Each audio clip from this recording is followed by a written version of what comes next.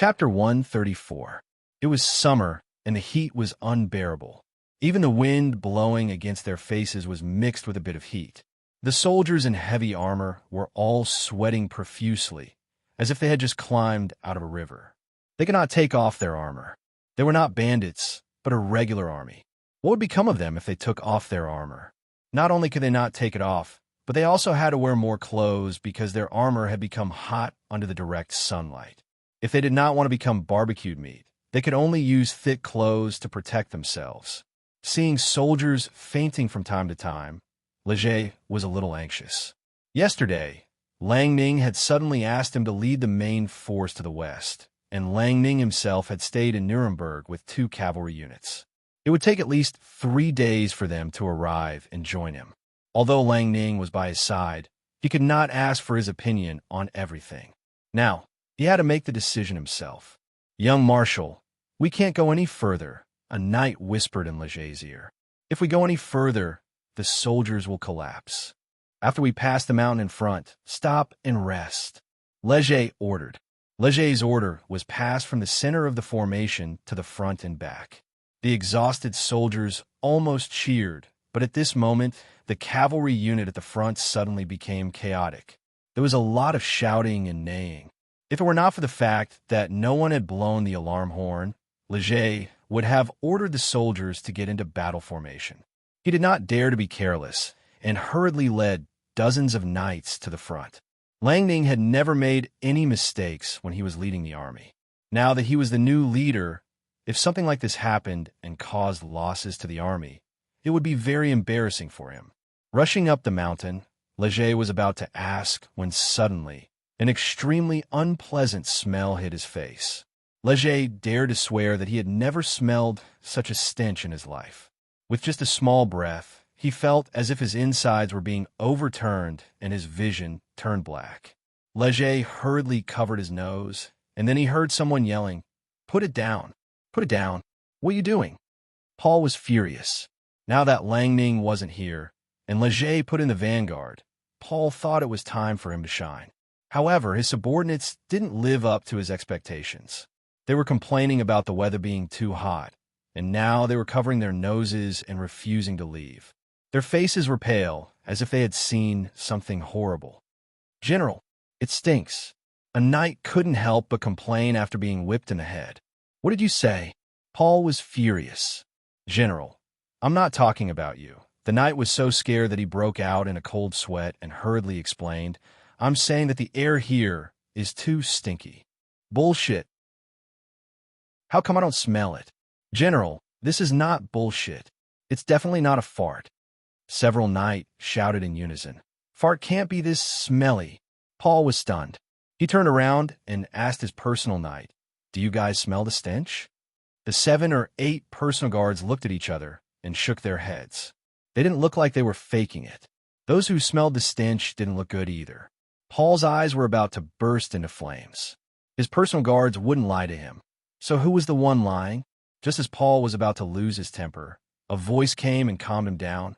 "Paul, you don't smell the stench?" "Young Marshal, do you smell the stench?" Paul asked in surprise. "You really can't smell it?" Leger was even more surprised than Paul. "But none of you can smell it." Leger was also uncertain. He turned around and asked his knight, "Do you guys smell the stench?" Those knights nodded at the same time. In order to verify it once again, one of them loosened his nose and took a deep breath. As a result, he couldn't control the overwhelming feeling anymore and vomited out with a wah sound. Vomiting was like yawning. It was contagious. The rest of the knights were trying their best to control themselves. When they saw the knight vomiting, more than 10 of them couldn't control themselves anymore. The sound of vomiting could be heard everywhere. A giant tortoise rushed up from the foot of the mountain. Han Jin and the others didn't want to walk with the soldiers because it was too noisy. However, they had found something wrong in the distance, so they rushed here as fast as they could. "It's so smelly." Morrison's loud voice rang out. "Who is it? Who farted?" "It must be you." Sasso looked at Morrison's with disdain. "You already used this trick last time. Who are you trying to fool?" "Nonsense." Morrison's wanted to argue with Sessu, but the giant tortoise had already reached the top of the mountain. Morrison's felt like his chest was about to explode. He quickly covered his nose. Sasu and the others felt the same. Sunir couldn't help but groan. Chi Li's beautiful face changed. The stench was unimaginable. Hanjin's expression was very serious. He could clearly sense that something was wrong in front of them. If he were to describe it in the language of Taoism, it would be evil. It's the Titan Konjac. Guevara's voice rang in everyone's ears. It's also known as the Hellflower. It emits a strong stench of corpses. But strangely, if the pollen of the Titan Konjac is collected and diluted, it can be made into a mysterious perfume. It is very popular among all races. What did you say? The stench of corpses? Morrison shouted. What did you say? Perfume? Chile also shouted. Morrison's was in pain because he had inhaled a big mouthful of the stench of corpses. Chile, on the other hand, was wondering if she should throw away all her perfume. Guevara did not answer. He quietly looked down the mountain. Only then did everyone see that there was a huge, mushroom-like thing growing in the distance. But everyone was attracted by the stench and did not pay attention to the scene. Even if they did, they would not have thought that the stench had spread from so far away. Riptide's infantry was also approaching the mountain. The leader of the platoon suddenly smelled something. He took a deep breath and shouted in surprise and joy. What's that smell? It smells so good. Everyone turned to look at him. What he said was too disgraceful. Almost everyone was in pain because of the stench. Someone who praised the stench of corpses would of course become the target of everyone. Guevara also turned around. Even the abyssal races could not stand the smell of the Titan Konjac. It was the first time he heard that someone liked the Titan Konjac. The platoon leader was shocked. He took a few steps back and murmured, My lord, what's wrong? The infantry behind the platoon leader rushed over. Their expressions were different. Some covered their noses and complained that it was too smelly, while others looked intoxicated and kept sniffing. But there were not many of the latter. Including the platoon leader, there were less than 10 of them. Sir, can the Titan Konjac create illusions? Leger suddenly remembered something. The Titan Konjac is just an ordinary flower. At most, it can be used to make perfume. It has no other use. Guevara shook his head. Then Leger pointed at the infantry. The scene was very strange. Most of them felt that the stench was extremely bad. Some of them could not smell anything. Some of them even thought that the smell was very sweet. There was no reasonable explanation at all, unless there was something strange about the Titan Konjac itself. Guevara, who had always been calm, showed hesitation for the first time. He could not figure out why, but in the end, he chose to believe in his experience. Leger, let the soldiers pass through quickly. We will rest in front. Sir, Zagund would not plant the Titan Konjac here for no reason. Are you sure there is no problem? Leger asked seriously. The Titan Konjac's vitality is very strong. There is no need to plant it deliberately. Besides, so what if there is a problem? Guevara said calmly. The only ones I have scruples about are Zagund, Caroline, and Betty. Since they are not here, even if there is a problem, it will not be a problem for us. Understood, sir. Leger nodded. He turned around and shouted, All soldiers, speed up and pass on the characteristics of the Titan Konjac. Don't let the soldiers panic. Yes, sir, young marshal. Several knights bowed and answered. Hanjin patted the giant tortoise with his hand. He said softly, Chile Stillberg, you guys go down first. In this small team, Hanjin had developed enough prestige. No one asked any questions. They jumped down the giant tortoise one after another. The giant tortoise then strode down the hill first. Leger was relieved. He looked at Han Jin's back with gratitude. What is a friend? This is a friend. When you have difficulties, you don't even need to ask for help. Your friend will take the initiative to solve your problems. If there was really something wrong in front, it would definitely cause heavy losses to the soldiers. However, with Han Jin and the others leading the way, there would be no problem. With Han Jin's strange abilities, he would bring everyone back safely. Leger had confidence in Han Jin. The giant tortoise quickly approached the flower area. Morrison's and the others braced themselves and prepared for battle. Up close, the Titan Kojak looked even uglier. Its bumpy skin was covered with ferocious hairs, like countless steel needles.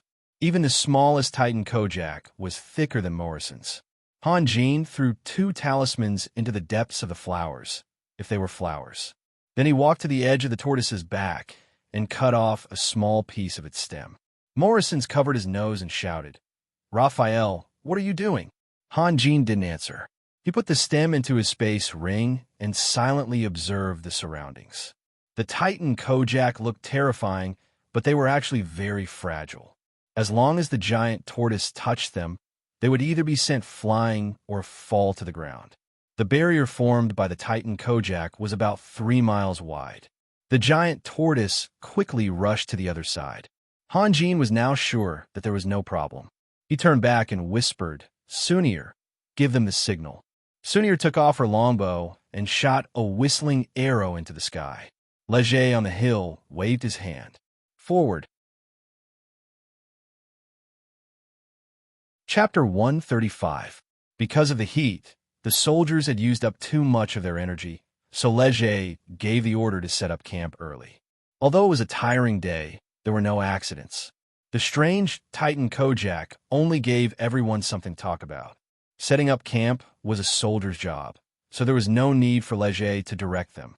Soon, a large military camp appeared. The Minotaurs, Beholders, and other captives were arranged in the center, surrounded by the tents of the Riptide soldiers. Those who were supposed to be on guard duty were on patrol duty, and those who were supposed to be on patrol were on patrol duty. Everything was done in an orderly manner. Han Jin accompanied Sunir to walk around, then went back to train for a while before going to bed to rest. He slept until midnight, when Leger's voice suddenly came from outside the tent. "Raphael? Raphael." Han Jin opened his eyes. "What's the matter?" "There's a problem. Can I come in?" Han Jin sat up and put on his robe as fast as he could. He then walked to the tent and lifted the curtain. Leger walked in, and Han Jin saw that Leger's expression was difficult to understand. He knew that it wasn't a small matter. "What's wrong?" "There's a plague in the camp. It's the Black Death." Leger hesitated for a moment, then said in a low voice, "Raphael, can you accompany me to take a look?" "Black Death? Is it an infectious disease?" "Yes. Otherwise, more than 10 soldiers wouldn't have fallen sick at once." "Let's go. We'll go together." Han Jin turned around and walked towards the tent. "Raphael, I shouldn't trouble you with this kind of thing, but there are only 3 deacons in the army, and they can't do anything about the Black Death, so let's go." "Don't talk nonsense," Han Jin said with a smile. Leger heaved a sigh of relief. The Black Death was one of the most ferocious plagues. Although high-grade professions had strong resistance against it, under normal circumstances, no one would be willing to risk their lives. Leger was at his wit's end. He had asked the deacons to check on Han Jin's injuries, and they all admitted that the effects of Han Jin's healing spells were superb. Now that the deacons were at their wit's end, he naturally thought of Han Jin. The 6 soldiers had already been placed in a corner by themselves. A few tents stood alone in the center. There was nothing around them, only a few hundred meters of empty space. The surroundings were heavily guarded. There were about 100 soldiers in charge of guarding this area. Not only did they have to prevent other soldiers from approaching the sick, they also had to prevent the sick from running out. If the sick tried to rush out, they had the right to kill them on the spot. No matter where it was, endangering the safety of the public was an unforgivable act. "Young Marshal, you can't go in." Seeing Leger and Han Jin walking side by side, a few soldiers hurriedly stood in front of them and blocked their path. Leger was anxious, so his actions were naturally rude. He reached out and pushed the soldier, causing him to stagger. He then walked past the checkpoint first. The rest of the soldiers were stunned. By the time they reacted, Leger had already approached the tents. The soldiers panicked and hurriedly sent a few of them to inform the other generals. Mournful screams came from the tents.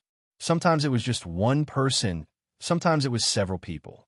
Leger suddenly stopped and whispered, "It's the Black Death. Are you confident?" "Let's wait and see." Han Jin released 2 talismans, one for himself and the other for Leger. Even if he couldn't cure the disease, he could at least protect himself and Leger. There were 4 sick people lying in the first tent. There was also a deacon standing by the side. Although Han Jin and Leger were mentally prepared, they were still shocked when they saw the sick people.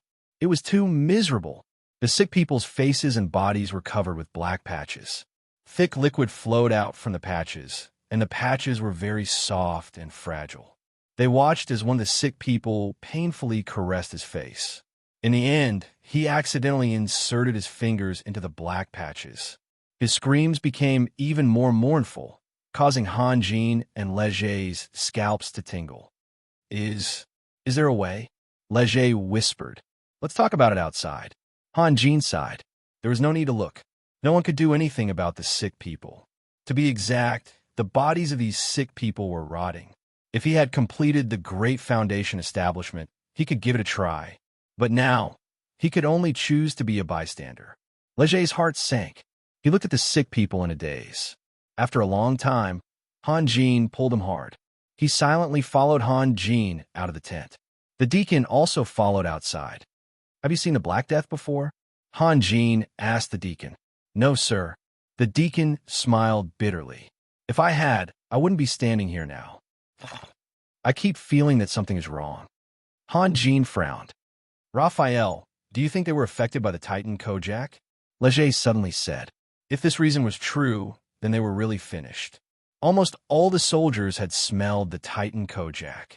Perhaps they would become the first army to be swallowed by the disease. Impossible. Han Jin shook his head.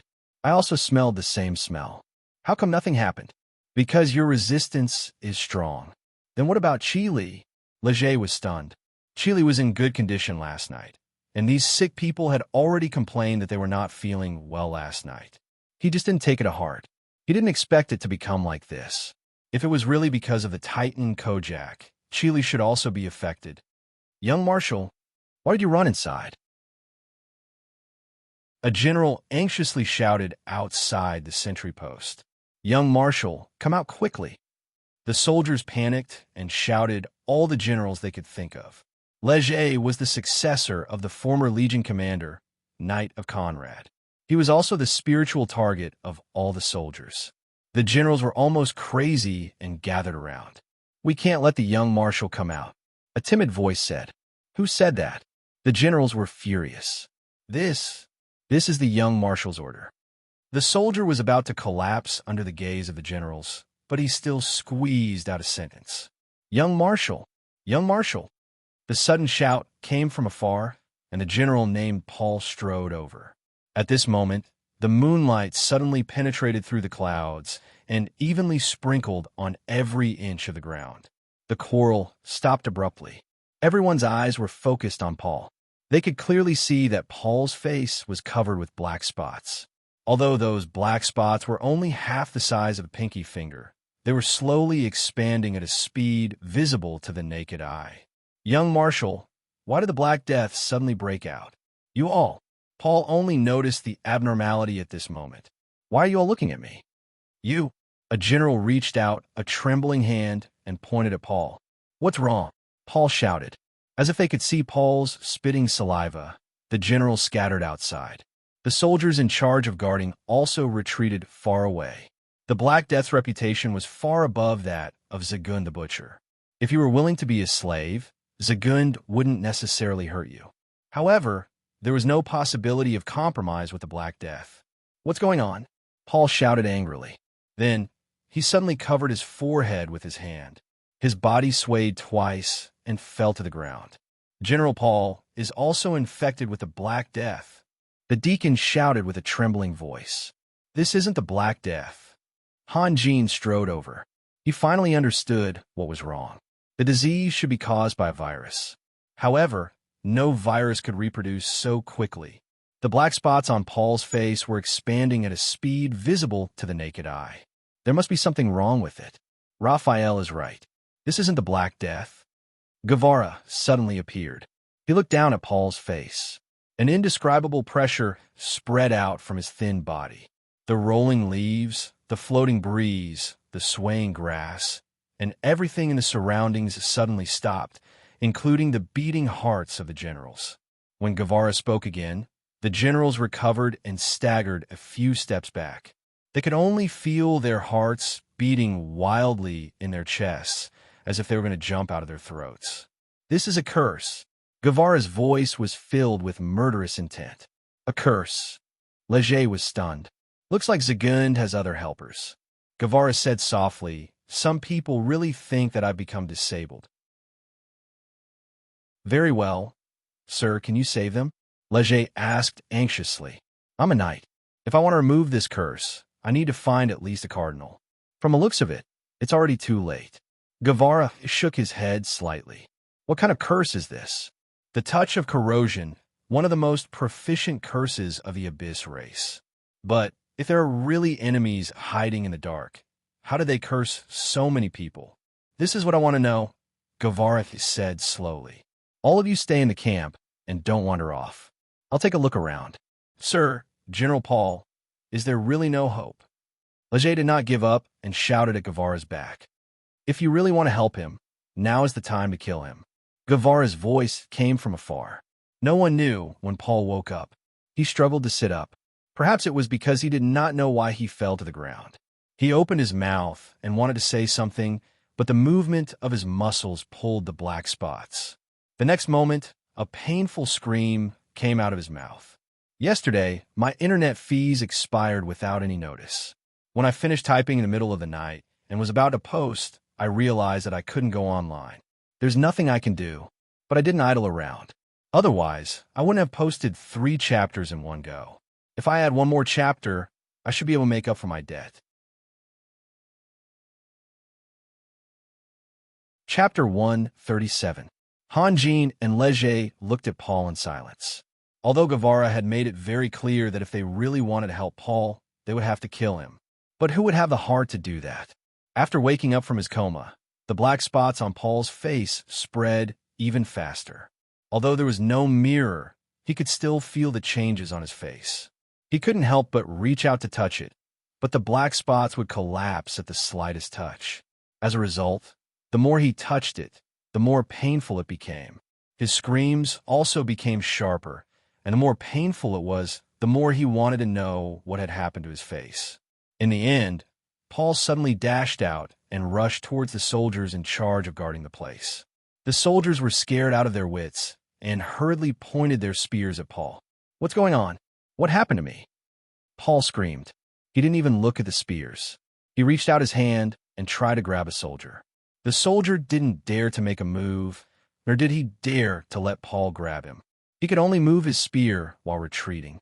Kill him, Leger gritted his teeth and said. The soldiers who were threatened hurriedly turned their spears and stabbed at Paul. As a 7th-grade Grand Knight, Paul didn't react at all. He was still screaming, "What happened to me? What happened to me?" With a few stabs, all the spears pierced into Paul's body. His eyes were fixed on one of the soldiers, but his voice had already become low. "What happened to me?" he said as he walked forward. As he walked, several spears pierced through his back, but it was as if he didn't feel anything. He even reached out his hand to grab the soldier. The soldier couldn't take it anymore. He screamed, let go of his spear, and ran for dozens of meters before he dared to look back. Seeing this, the other soldiers also threw away their spears and retreated to the side. Paul turned his body in a daze and looked at the generals he was very familiar with. Finally, his eyes fell on young Marshal. "What happened to me, General Paul?" Leger couldn't continue and clenched his teeth. Paul's life force was finally exhausted. He fell forward weakly. The spears at different angles just happened to support his body in midair. Then, the spears slowly pierced through his back, and his body was getting closer and closer to the ground. The moment he touched the ground, everything stopped. "Men, bury General Paul," Leger said slowly. "You all must be careful. There should be powerful abyssal races hiding nearby." "Young Marshal, you must be careful too," a general said. "After all, I'm a high-grade thief.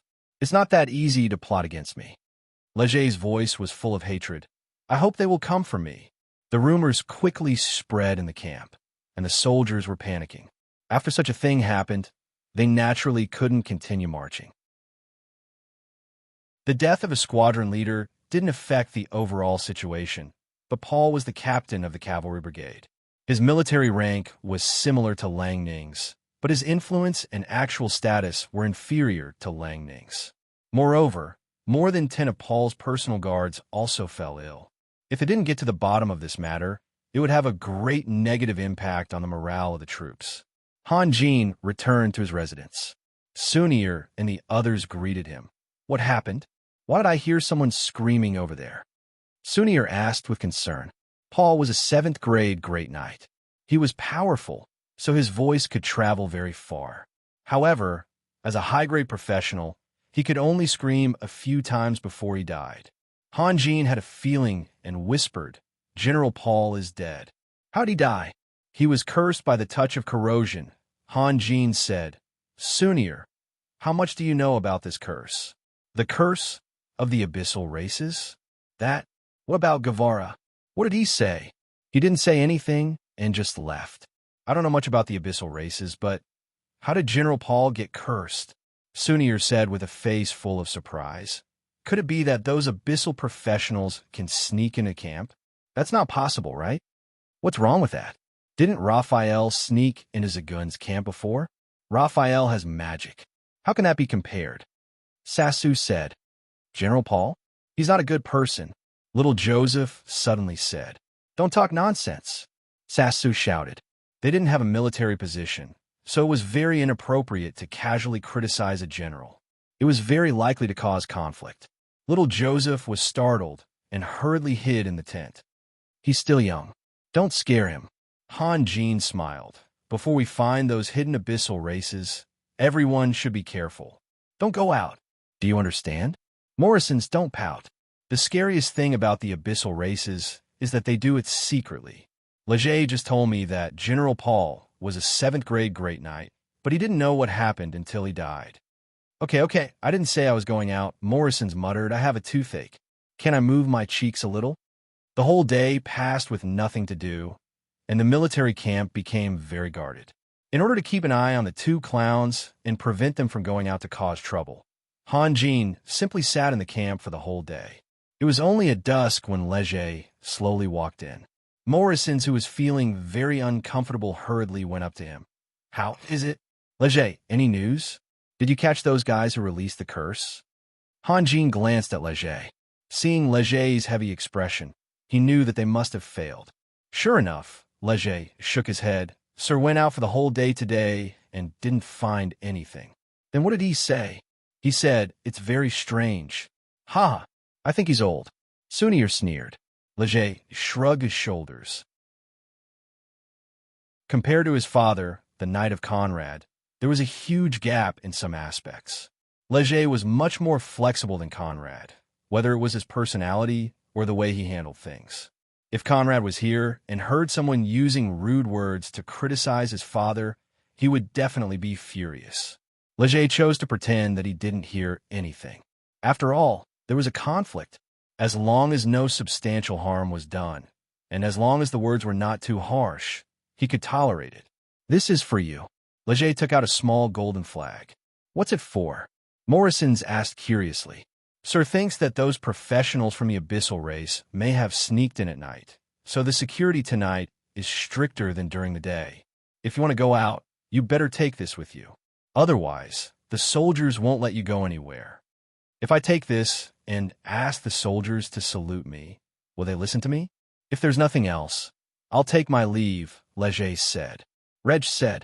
He had already gotten used to Moxink's unpredictable thinking. He had no choice but to ignore him, just like how he treated Sunir. Leger turned around and walked out of the tent. Morrisons waved the flag a few times and laughed. I'll go out and try. Give me the flag, Han Jin said helplessly. Morrison's face fell. After a day, there was finally something fun to do, but Han Jin didn't let him go out. How depressing. However, he had to lower his head when he was under someone else's roof. He reluctantly threw the flag to Han Jin. Han Jin raised his hand and took the flag. He glanced at the smiling little Joseph from the corner of his eyes. Suddenly, he had an idea. Little Joseph, come here. Little Joseph hurriedly ran over. Sir, what's the matter? You said this morning that General Paul wasn't a good person. What bad things did he do? Well, Little Joseph hesitated and looked to his left and right. We're all on the same side. Don't worry, no one will go out and say anything. Little Joseph looked around. Sunir, Sassu, none of them had any problems. Finally, his gaze stopped on Morrison's. Can the people of Morrison's University also guarantee? Damn it, you little bastard. Morrison's was first embarrassed, then angry. What do you mean? Do I look like the kind of person who likes to go out and say things? Cough. Morrison's, just make a promise, Han Jean said. Yeah, even we don't trust you, let alone little Joseph. Sassu added insult to injury. If you don't want to make a promise, then get out and don't listen. Sunir even had the intention of kicking Morrison's out. You? Fine, Morrison's said angrily. If he cared about his dignity, he would walk out without looking back. However, if he couldn't hear the secret, he would rather die. Morrison's paused and finally made a choice. I promise that I won't tell anyone what I heard today. Is that okay? Oomph. Lady Sunir, I think you should let the people of Morrison's University leave, little Joseph said hesitantly. Morrison's was so angry that he rolled his eyes. He didn't know what to say. After a long time, he took something out of his pocket. Here, damn it, I knew it. Little Joseph snatched it and stopped talking about letting Morrison's out. He stuck out his tongue and said, A few days ago, we were still in Nuremberg. I was bored and went out for a walk. I ended up in the prisoner camp and saw Paul beating the prisoners. He looked crazy. Beating the prisoners? Tell me more about it. He made an abyssal siren kneel there and took off all her clothes. I saw it with my own eyes. He slapped the abyssal siren's back and, but with his hands, bumped her with his body and even bit her with his teeth. God, that abyssal siren was so pitiful. Her voice became hoarse as she screamed. Then Paul pulled the hair of the abyssal siren with his hand. And, wait, did you see what he used to bump the abyssal siren? Morrison's expression became very strange. Morrison's, you're a pervert. Sylvia screamed, her face turning red. What do you mean by pervert? This is an important question. Don't you think so, Raphael?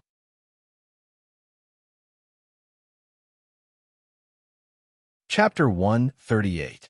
Maybe it was because of jealousy, or maybe it was because they didn't like this kind of thing, or maybe it was both, but the knight didn't show any mercy and pulled out all the guilty soldiers and sirens.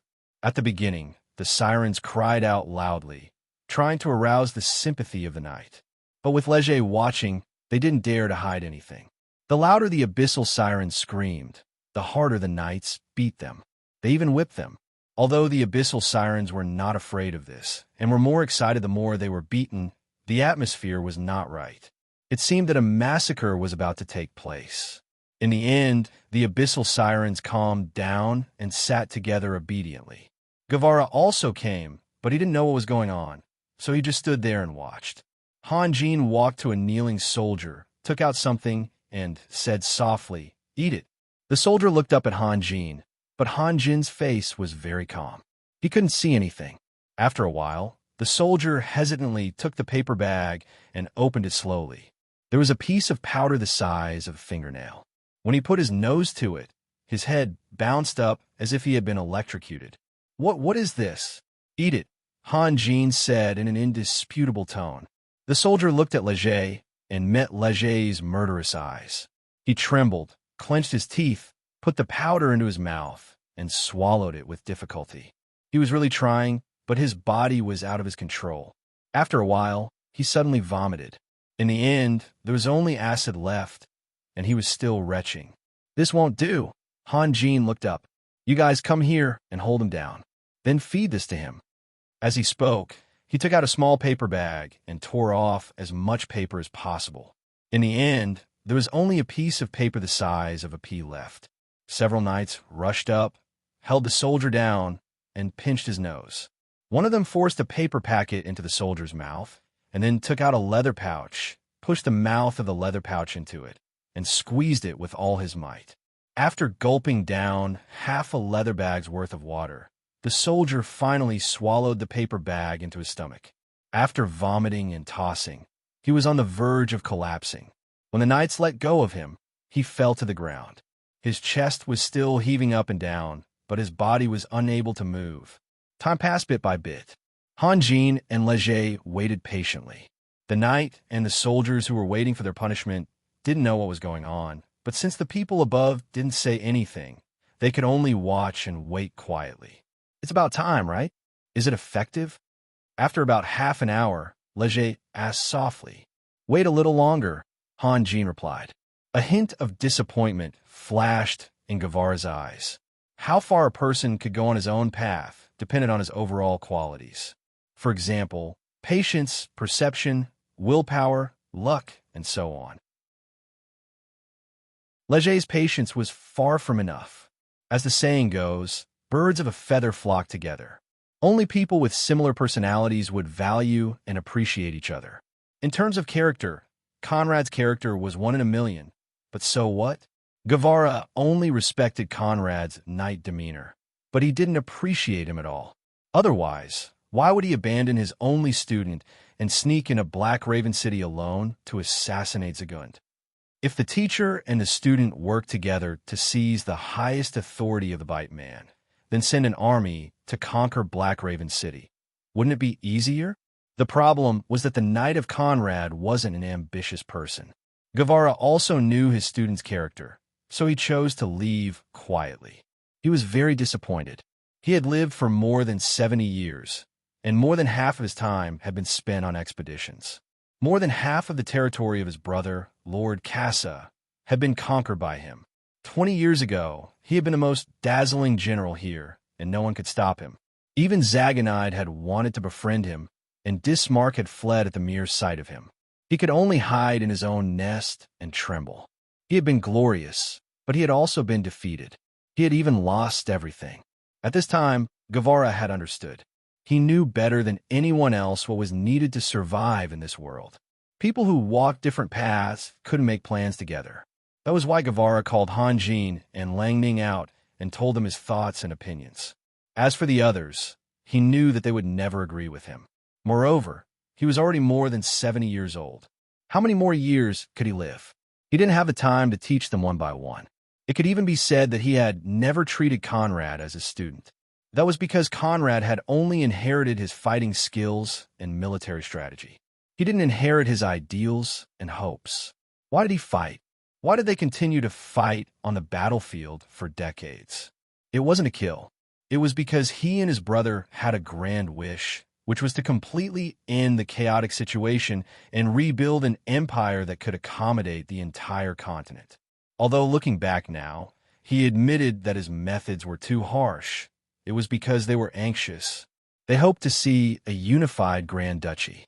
If he had to be hesitant, hypocritical, and overcautious when dealing with the subterranean dwellers, this kind of decisiveness could only make him a lord. It was far from enough to carry his hopes. What made him happy was that the kid named Lang Ning was very flexible. Lang Ning only had to briefly introduce the habits of the subterranean dwellers and analyze the ambitions of the Abyss race. Lang Ning immediately made a decision, and Han Jin also expressed his approval. Then just kill them. Guevara clearly remembered Han Jin's indifference at that time. He appreciated it very much. Of course, he didn't know that Han Jin only treated the subterranean dwellers as low-level monsters. From the perspective of a self-cultivator, he didn't mind killing them. Guevara's gaze turned to Han Jin. He was very interested. What was this young man trying to do? It was almost an hour. Leger looked up at the night sky and asked softly, still no effect, "See for yourself." Han Jin smiled bitterly and sighed. What a vicious conspiracy. Leger was stunned.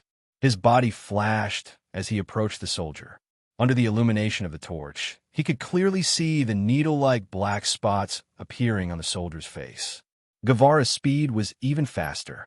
He appeared beside the soldier first. When he saw everything, he suddenly raised his head. "What's going on? It's my fault. I was too careless." Han Jin smiled bitterly. "I felt strange at that time. Didn't you tell me that 100 abyssal sirens were enough to satisfy the desires of 10,000 soldiers? Nuremberg didn't have a large army, but we caught more than 300 abyssal sirens, and they almost didn't resist. Unfortunately, I felt strange at that time, but I didn't think too much about it. You mean, these abyssal sirens released the curse? Guevara asked. Who else could it be if not them? The touch of corrosion, this kind of touch is really hard to guard against. Han Jin's eyes swept over the soldiers who had committed the crime.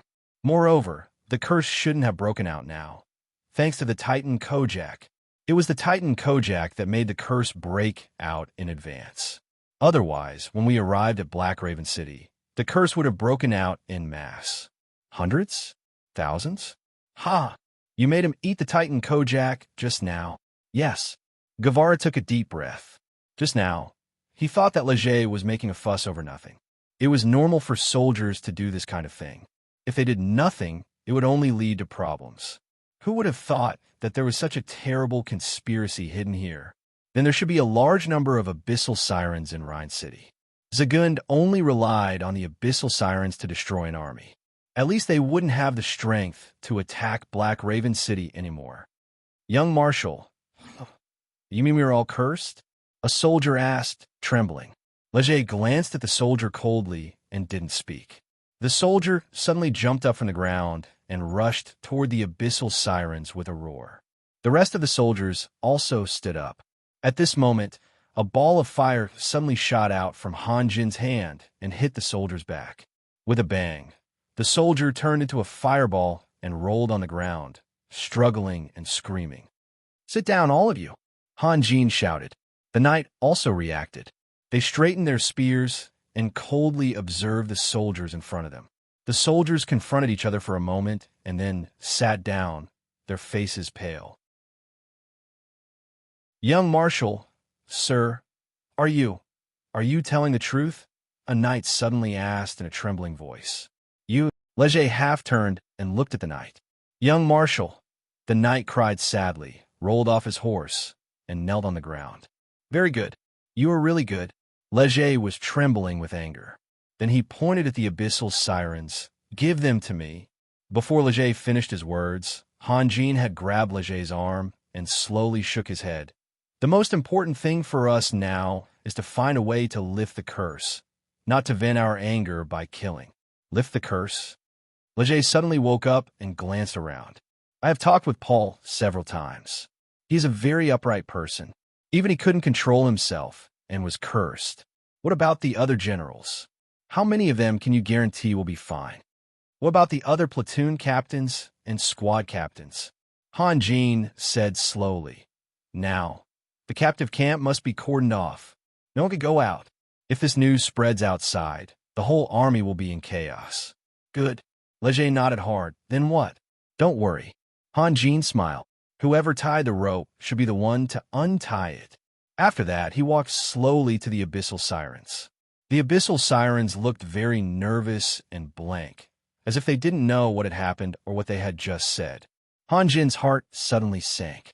If one siren was good at acting, it would be normal. But hundreds of sirens showed the same expression, which was a bit strange. Didn't they know what they had done?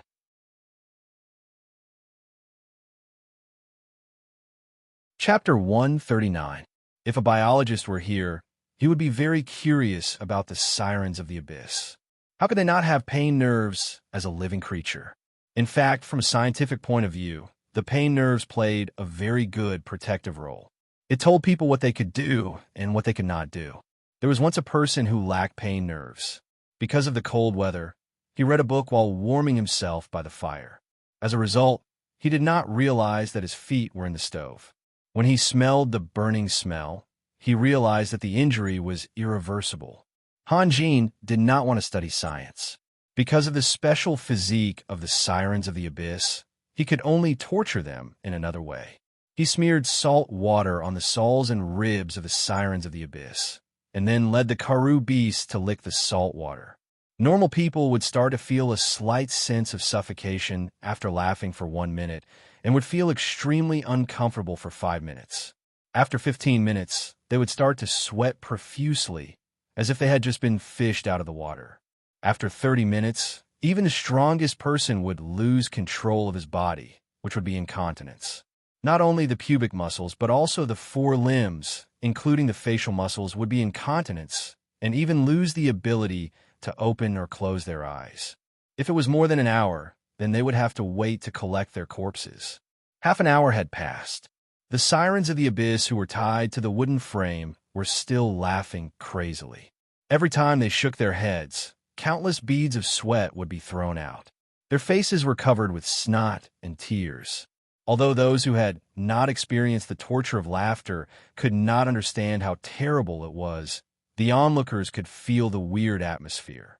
More than a dozen Karoo beasts were still licking. At first, they needed to be stimulated with salt water, but now they did not need to do anything. The sweat of the sirens of the abyss was similar to that of human beings, which contained salt. Moreover, the soles of the feet were also the places with the most sweat glands. The more sweat the sirens secreted, the harder the Karoo beasts would lick. As a result, it became a vicious cycle. Those knights had found a chair for Han Jin. Han Jin sat on it and waited quietly. There was a disadvantage of the punishment with a joke. It lacked effective continuity. That was to say, if the prisoner decided to confess, then the punishment was interrupted. If the prisoner suddenly changed his mind, it would take more effort to force the prisoner back to the critical point. This was fatal because what he wanted was a confession, not a test of someone's willpower. If the punishment was interrupted more than 3 times, the prisoner would develop a strong ability to adapt. Even if he suffocated in the end, he would have enough courage to keep the secret. Han Jin didn't want to overreach himself. The information he had read before clearly stated that if the Soviet Union's war of defending our country had been delayed for 60 years, there wouldn't have been so many heroes who would rather die than surrender. This was because the interrogation conditions at that time weren't systematic, and there was a lack of scientific guidance. Modern torture often used the least physical damage in exchange for the best results. It could even easily cause a mental breakdown. For example, those mercenaries who went to fight in Africa. The captives who fell into their hands wanted to keep secrets? Absolutely impossible. Stop. Han Jin waved his hand. It was almost time. Muscle incontinence would lead to a complete collapse of the respiratory system. If they continued to laugh, those sirens wouldn't be able to speak. The knight hurriedly led the Karoo beast away. Han Jin said slowly, "Is there anyone who wants to talk to me? Nod if you want to. Shake your head if you don't. If you don't nod or shake your head, I'll take it that you don't want to say anything." Those sirens opened their mouths, desperately gasping for air, and nodded with the last of their strength. "That's good. I can give you time to rest." Han Jin paused. "But if you go back on your words, I'll make you taste twice the pain." In fact, he was just scaring them. Pain was not an object. It couldn't be measured by numbers. The abyssal sirens nodded even faster. Suddenly, a knight said in a low voice, "Sir, look at that abyssal siren." An abyssal siren, who was being tortured, was twitching violently. Every time her body shook, she would spit out a mouthful of blood. Han Jin knew that the abyssal siren had inhaled too much air, which had caused all the capillaries in her lungs to rupture. Just like a person who had been starving for several days, this kind of injury was irreversible. "Drag her out," Han Jin said. "Yes, sir." Hundreds of sirens were silent. They had never heard that laughing could kill them. Judging from their companions' expressions, the pain caused by the wild laughter was obviously incomparably severe. They couldn't imagine what would happen if they were tied up. After a while, the sirens' eyes regained their luster. Han Jin said coldly, "Now you can tell me, right?" Those sirens looked at each other and cried, "Sir, I don't know what the curse is. Sir, I really don't know. Please forgive me. Boo-hoo." Not only were those who were being tortured crying, but the onlooking abyssal sirens were also crying. Perhaps because of their gender, seeing their companions crying, the others could not help but shed tears. In the blink of an eye, those abyssal sirens were crying, and the scene was very chaotic. The knights looked at each other. They had to admit that beautiful things were often unimaginably tempting. They knew that the abyssal sirens were spreading the curse, and that they were lascivious by nature and were not good people. However, they could not suppress their pity for them.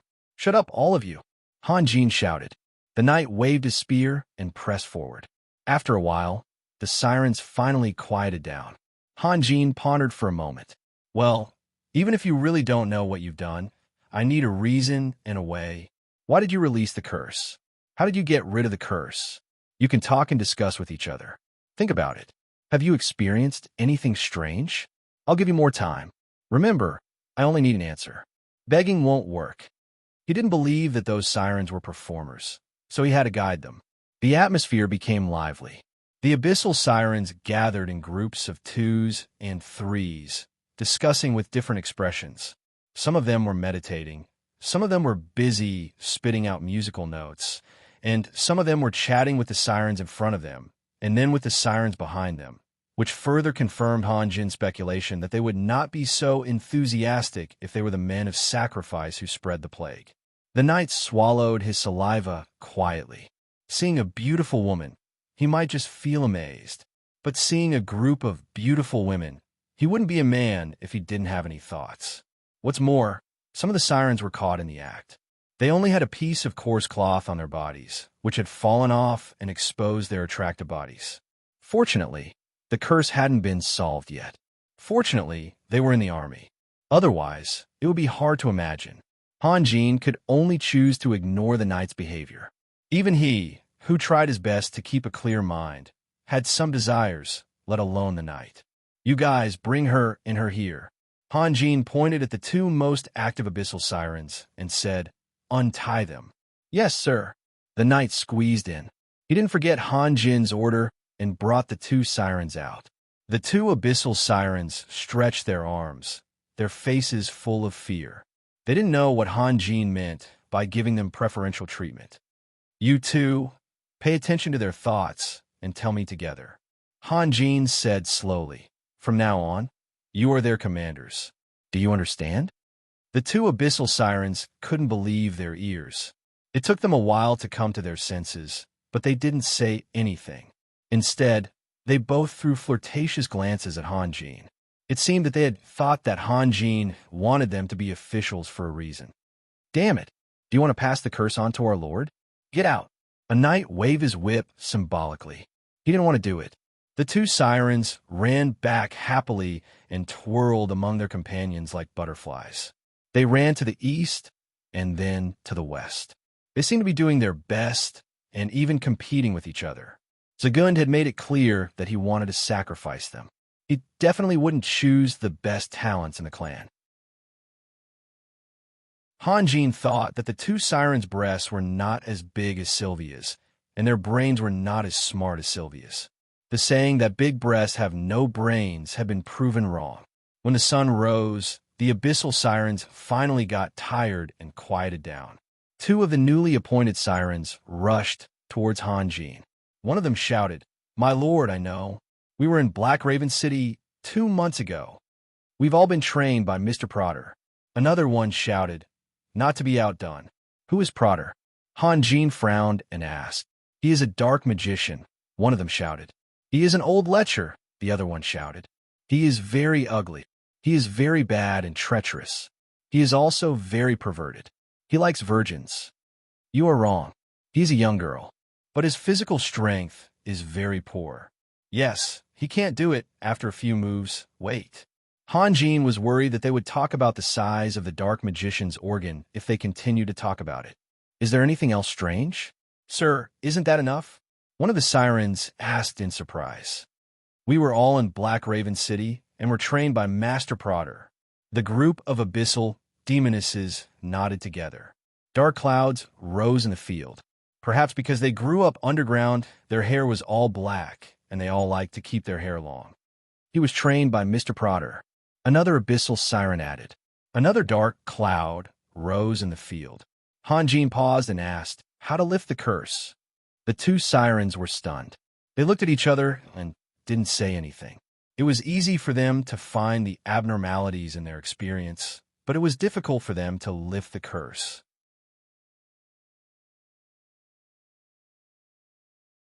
Chapter 140.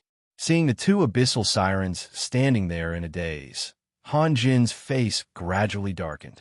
If he couldn't find a way to lift the curse from these sirens, it meant that the army would face a great crisis. Why should prisoners on death row be closely guarded? It was because they were likely to do many crazy things when they knew they were going to die. Now, it was unclear how many soldiers had contacted the Sirens of Abyss, and there was no way to find them out in a short time. What would they do when they knew they didn't have much time left? Would military discipline be of any use? The Sirens of Abyss, who had been carefully observing Han Jin, began to feel uneasy. Who knew whether this human would be angry and let them have a taste of the horrible torture? Didn't that dark magician say anything to you? Han Jin still didn't give up.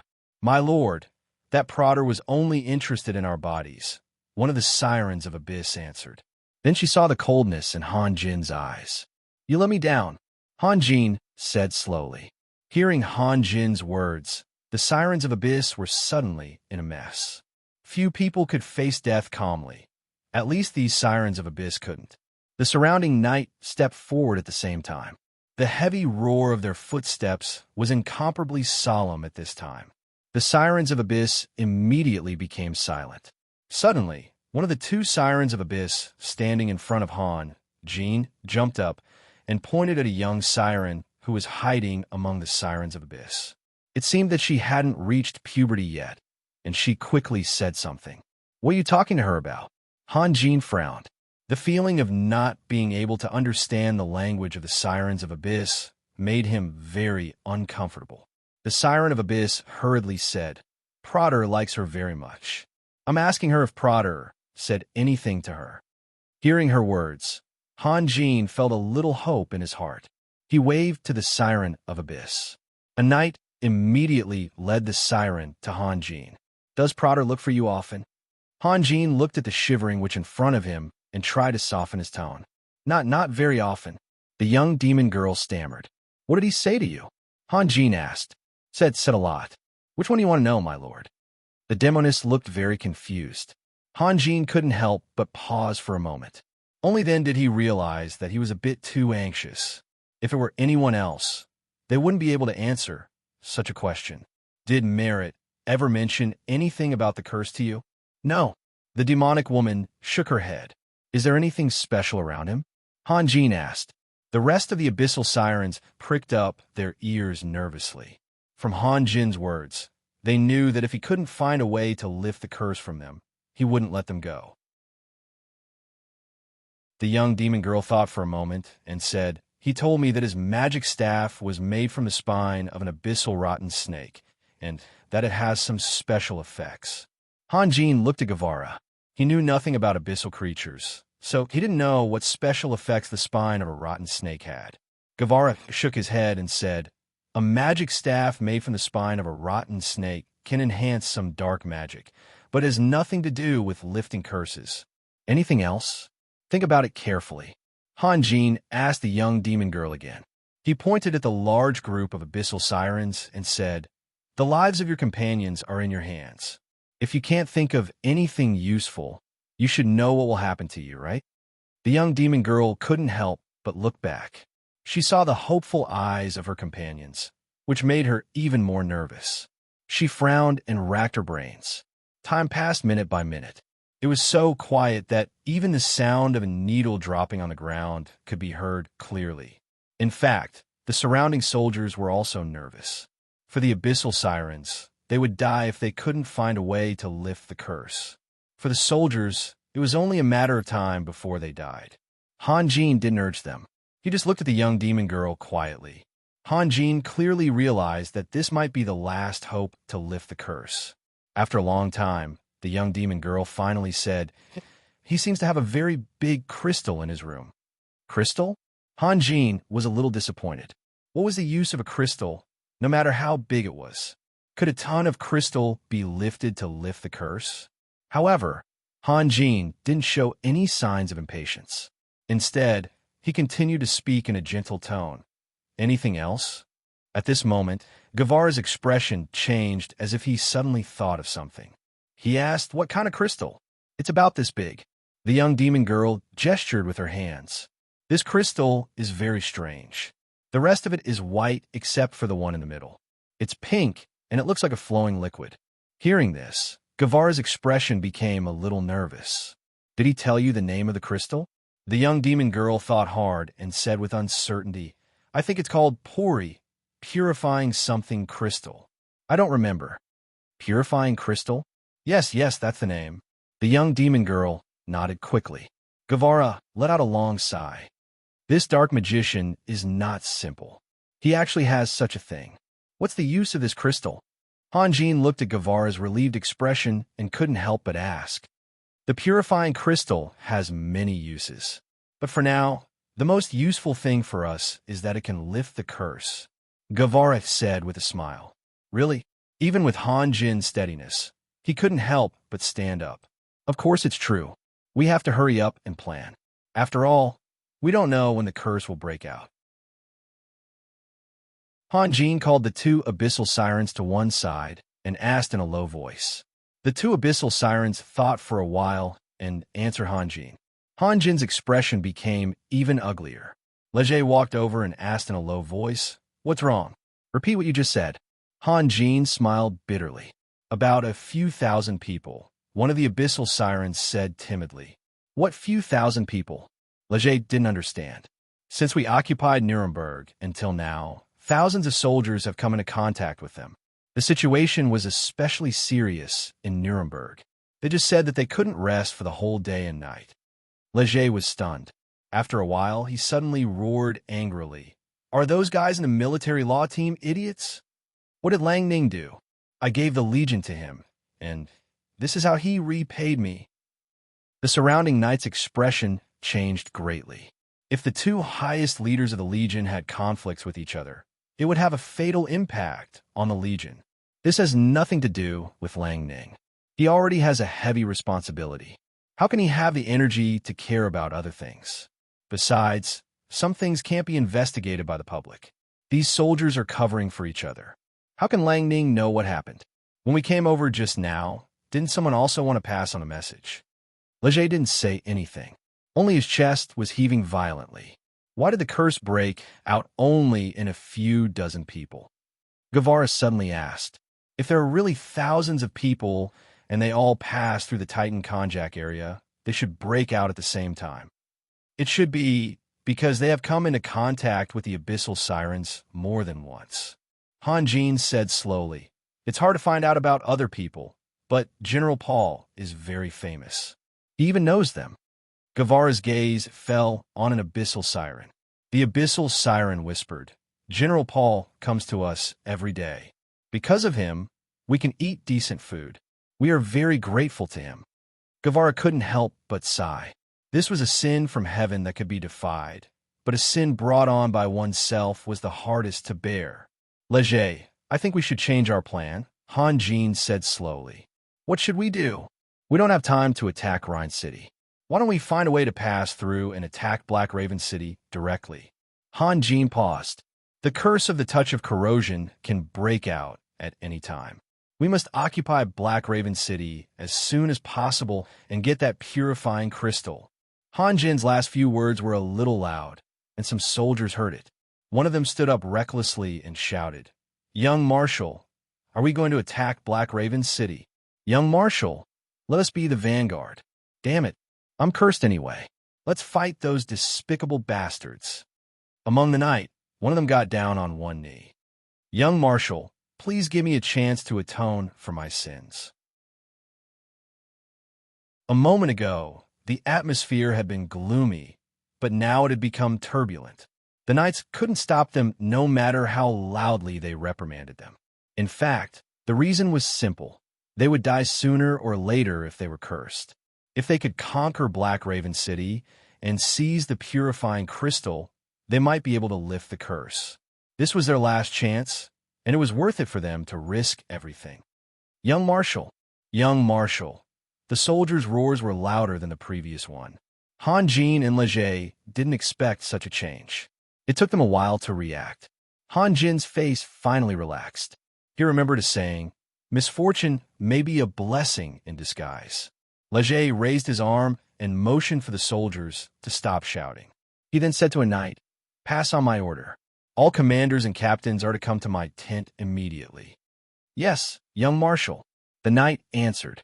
He jumped on his horse and rushed out of the captive camp.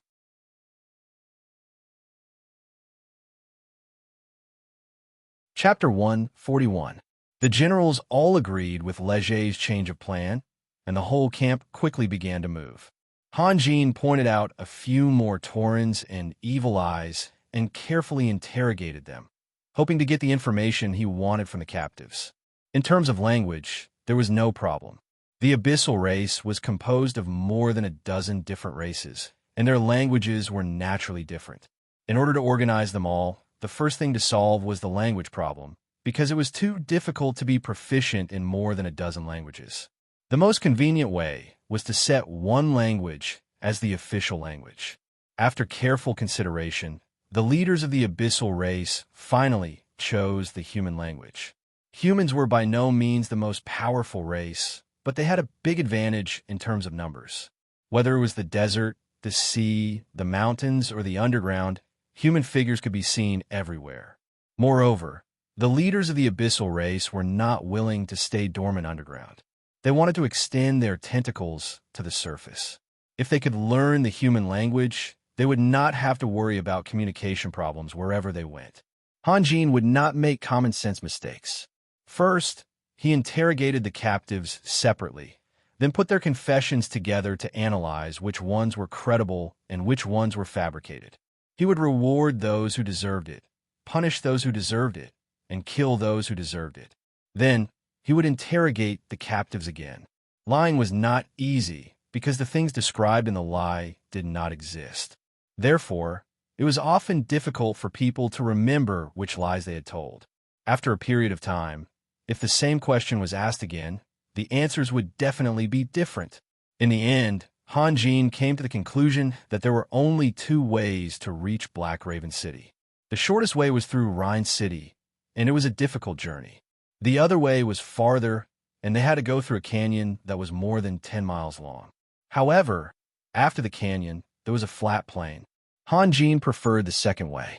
After discussing it with Leger and the generals, they all agreed with Han Jin's suggestion. At the same time, they sent out several cavalry squads. One of them rushed back to inform Lang Ning not to pass through the Titan Konjac flower area and try to take a detour.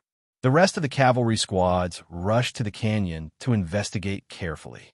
At dawn, the army had already set off. The whole army was divided into two parts. The auxiliary division, mainly made up of infantry, continued to advance towards Rhine City to confuse the enemy and create an illusion. The cavalry, mainly made up of cavalry, approached Black Raven City at the fastest speed. When the strategic encirclement was about to be completed, the auxiliary division would quickly close in on Black Raven City, and the two armies would attack the city together. Leger led the auxiliary division towards Rhine City, while Guevara was in charge of the cavalry. Although Guevara had lost his dragon and was too old, the significance of the title Dragon Knight was greater than anything else. The usually arrogant generals all expressed their absolute obedience to Guevara's orders. Perhaps it was because Riptide was moving too fast, or perhaps it was because Zagund was not there, and there was no one in Black Raven City who could take charge. They never thought that Riptide would bypass Rhine City and launch a sneak attack on their main city. The canyon, which was easy to defend but difficult to attack, was left unguarded. Even when Riptide's cavalry approached Black Raven City, there were still a large number of cavemen busying themselves in the wheat fields outside of the city. Although the ability of the commander of Black Raven City was not outstanding, he was very ruthless. When he saw Riptide's cavalry, he immediately closed the city gate and ignored the cavemen's cries and screams. Even when he saw that there were only a few cavalry outside the city, he did not show any intention of going out to fight or help the cavemen. With the bloodthirsty nature of the abyssal race, they would not hide like this. In fact, it was not the commander's fault. Zagund had clearly stated in his order that the commander's task was to firmly defend Black Raven City and try his best to stall for time.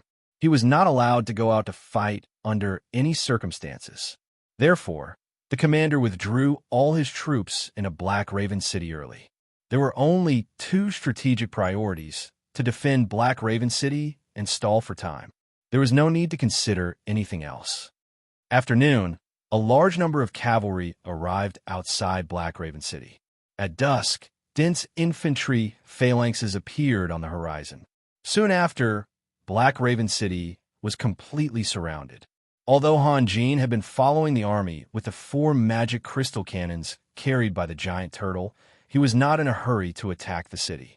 Most of his troops were cavalry, so he could only wait for Leger to arrive with the auxiliary division. After waiting for 2 days before Leger arrived, Lang Ning had already arrived. Han Jin, Morrison's, and the others also went out to greet him.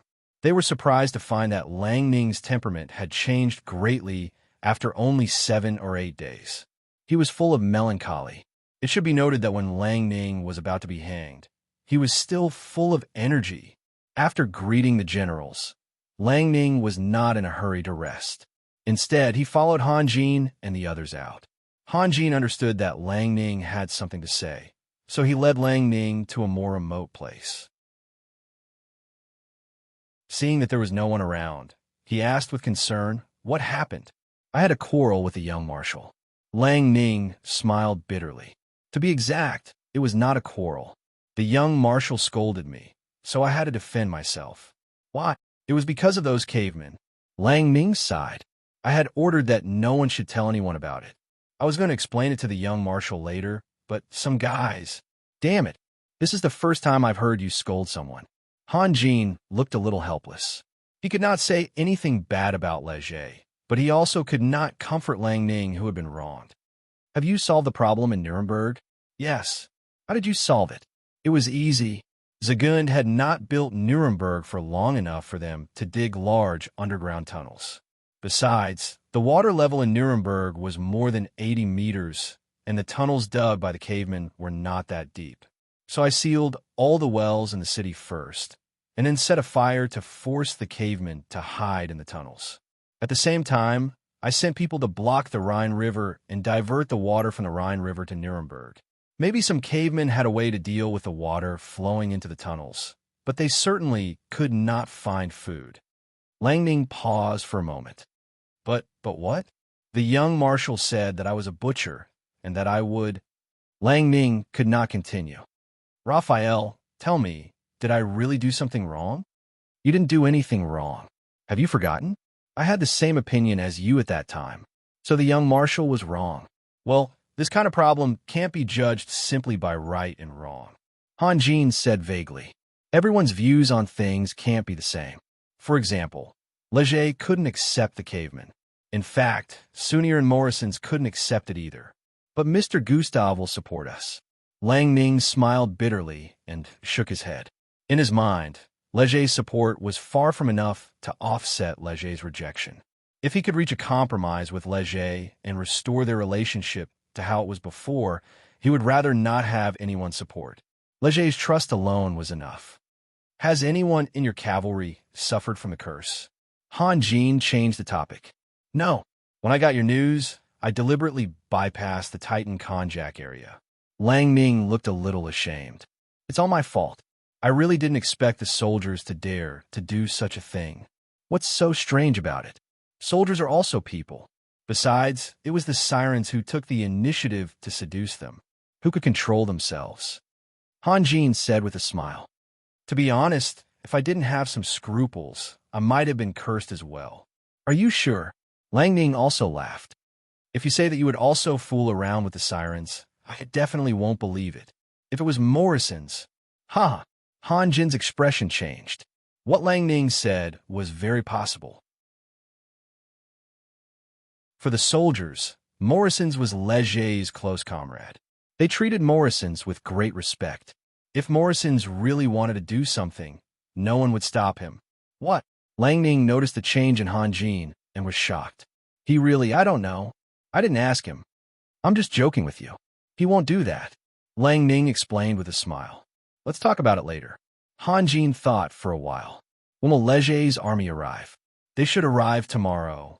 "Tomorrow? Then you separated from Leger yesterday?" "Yes." Han Jin looked at Lang Ning. He realized that Lang Ning was hiding a lot of things. In fact, Lang Ning's arrival in Black Raven City had no effect on the situation.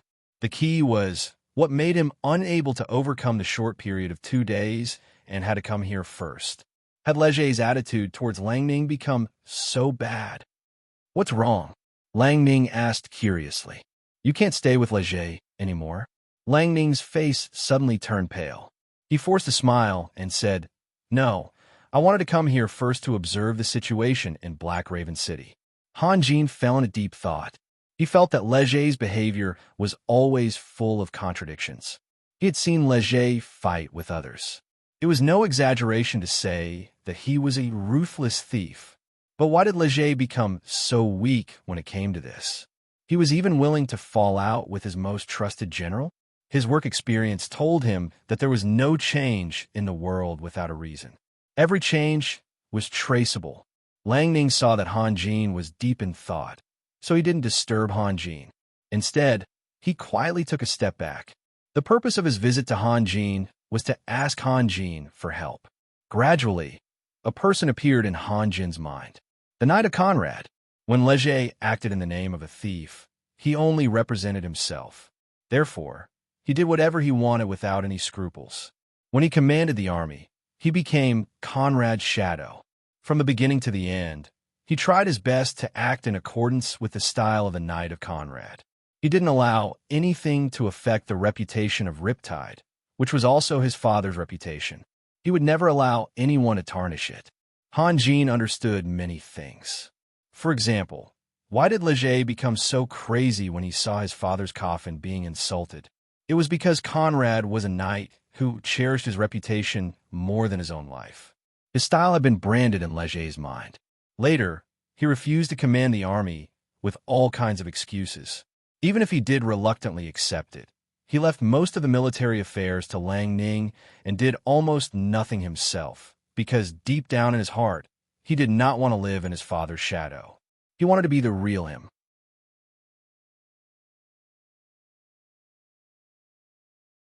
Chapter 142. Having figured this out, Han Jin had a plan in mind. He said to Lanning, Don't worry. I'll have a good talk with Legé. He just hasn't figured out his position yet.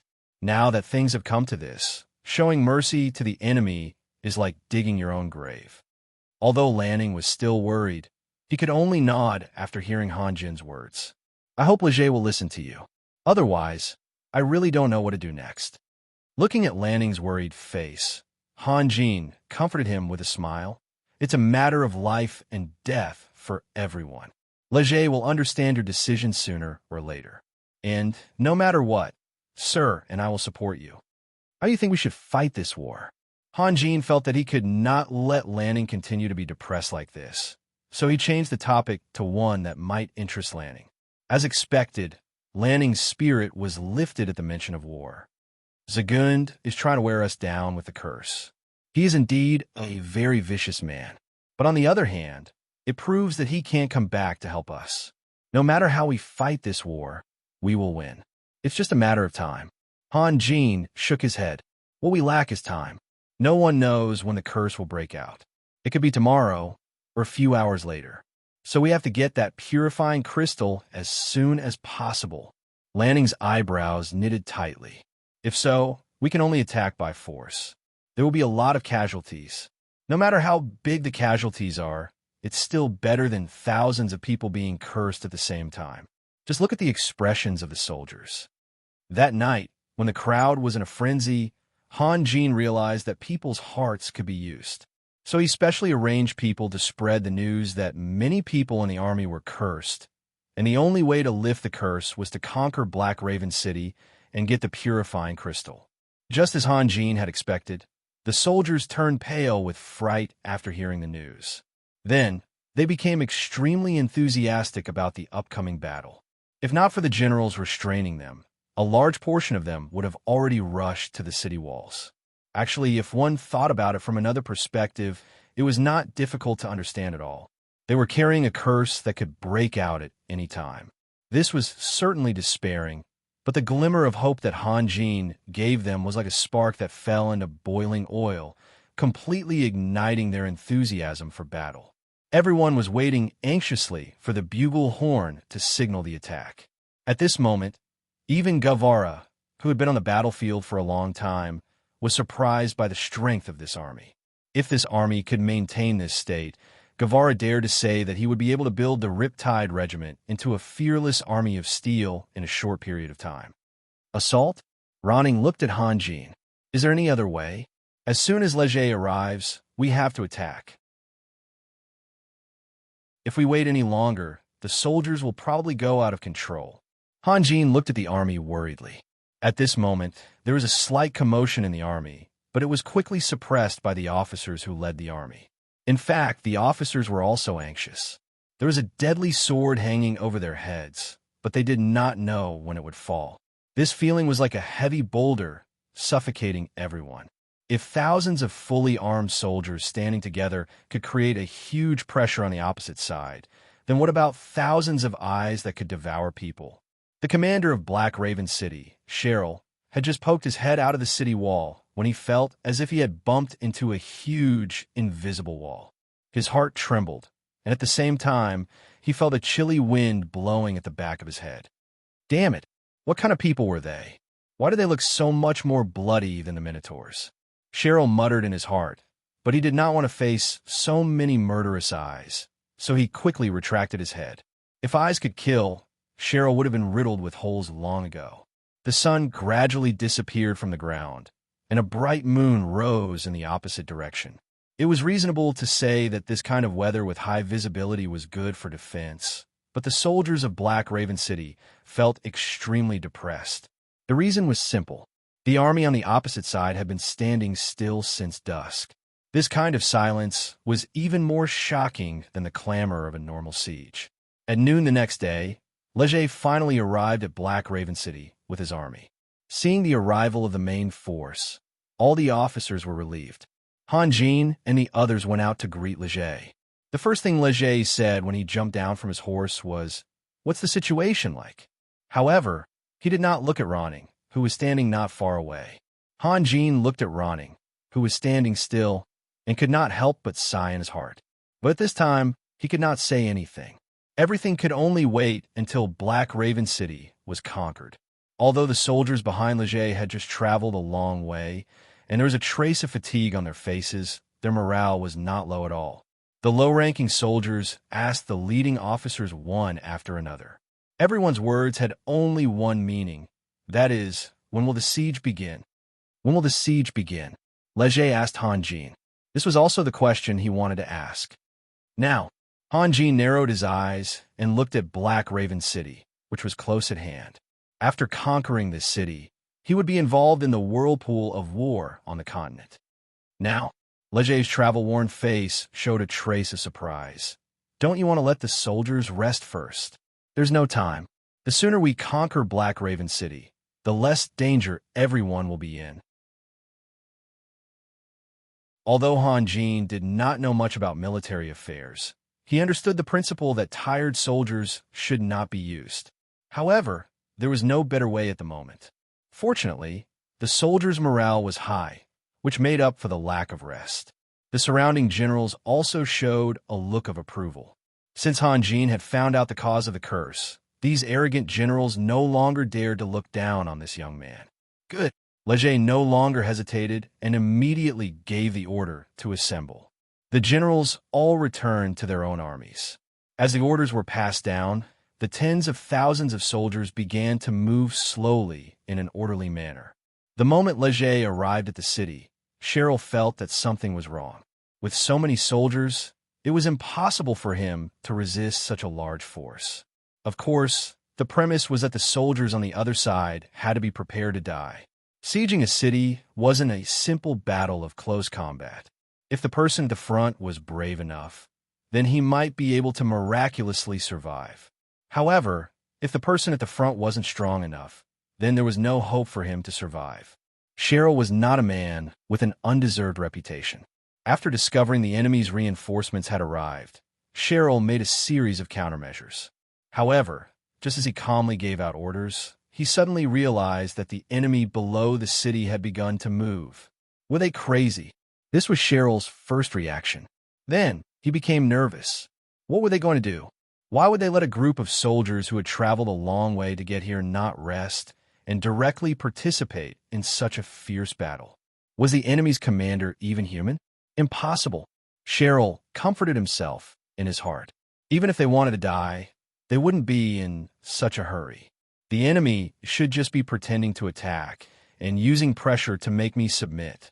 Cheryl ordered the herald beside him to transfer the first and second evil eyes detachments. Based on his experience, it was impossible for the enemy to attack the city at this time. It was noon now, and the vicious sun was hanging high in the sky. No matter how anxious they were, they would have to wait until the next morning. However, Cheryl still gave such an order just in case. However, within a few minutes, Cheryl saw the enemy pushing out several siege ladders. His heart couldn't help but skip a beat. He thought to himself, are they really going to attack the city? However, the next moment, Cheryl jumped up from the ground in exasperation and cursed. This group of lunatics! Don't they know that attacking the city at this time is the most costly? The reason why Cheryl was so nervous was that the enemy was slowly pushing out 4 magic crystal cannons. If someone were to tell Cheryl not to worry, it would be fine. They were just putting on a show. Cheryl would not hesitate to tear the person who said that to pieces. Even the magic crystal cannons were used. Were they not going to attack the city? Were they going to listen to the sound of the cannons? No matter what he thought, the battle was about to begin. Leger handed over the command to Lang Ning. Now is not the time to be swayed by emotions. 4 white balls of light rose into the air and began the battle. 3 neat infantry phalanxes slowly pressed forward. Lang Ning stood on a temporary platform and quietly observed the reaction of Black Raven City. Boom! Boom! Huge shock waves spread rapidly from the center of Black Raven City. Zagund had spent much more effort in Black Raven City than in Nuremberg. Although this was only a test attack, the magic shield of Black Raven City barely reacted, which was far beyond Lang Ning's expectation. The infantry phalanxes slowly pressed forward. 500 meters, 400 meters. When they were 300 meters away, a dozen rays swept over from the top of the city wall. 2 soldiers in the phalanxes were unfortunately hit in the face and fell to the ground one after another. The other soldiers resisted the attack with their heavy armor and raised their huge shields in front of them. Lang Ning's eyes lit up. The evil eyes had launched an attack without waiting for his order. This proved many things. No matter how capable the enemy commander was, he was commanding a third-rate army. In order to protect the underground city, Zagund had taken away almost all the elite soldiers of Black Raven City. At the same time, Cheryl on the top of Black Raven City flew into a rage. He waved his whip and whipped the evil eyes around him. In fact, he knew that the hot sun was not only harmful to the enemy, but also to himself. The abyssal race hated the hot summer sun the most.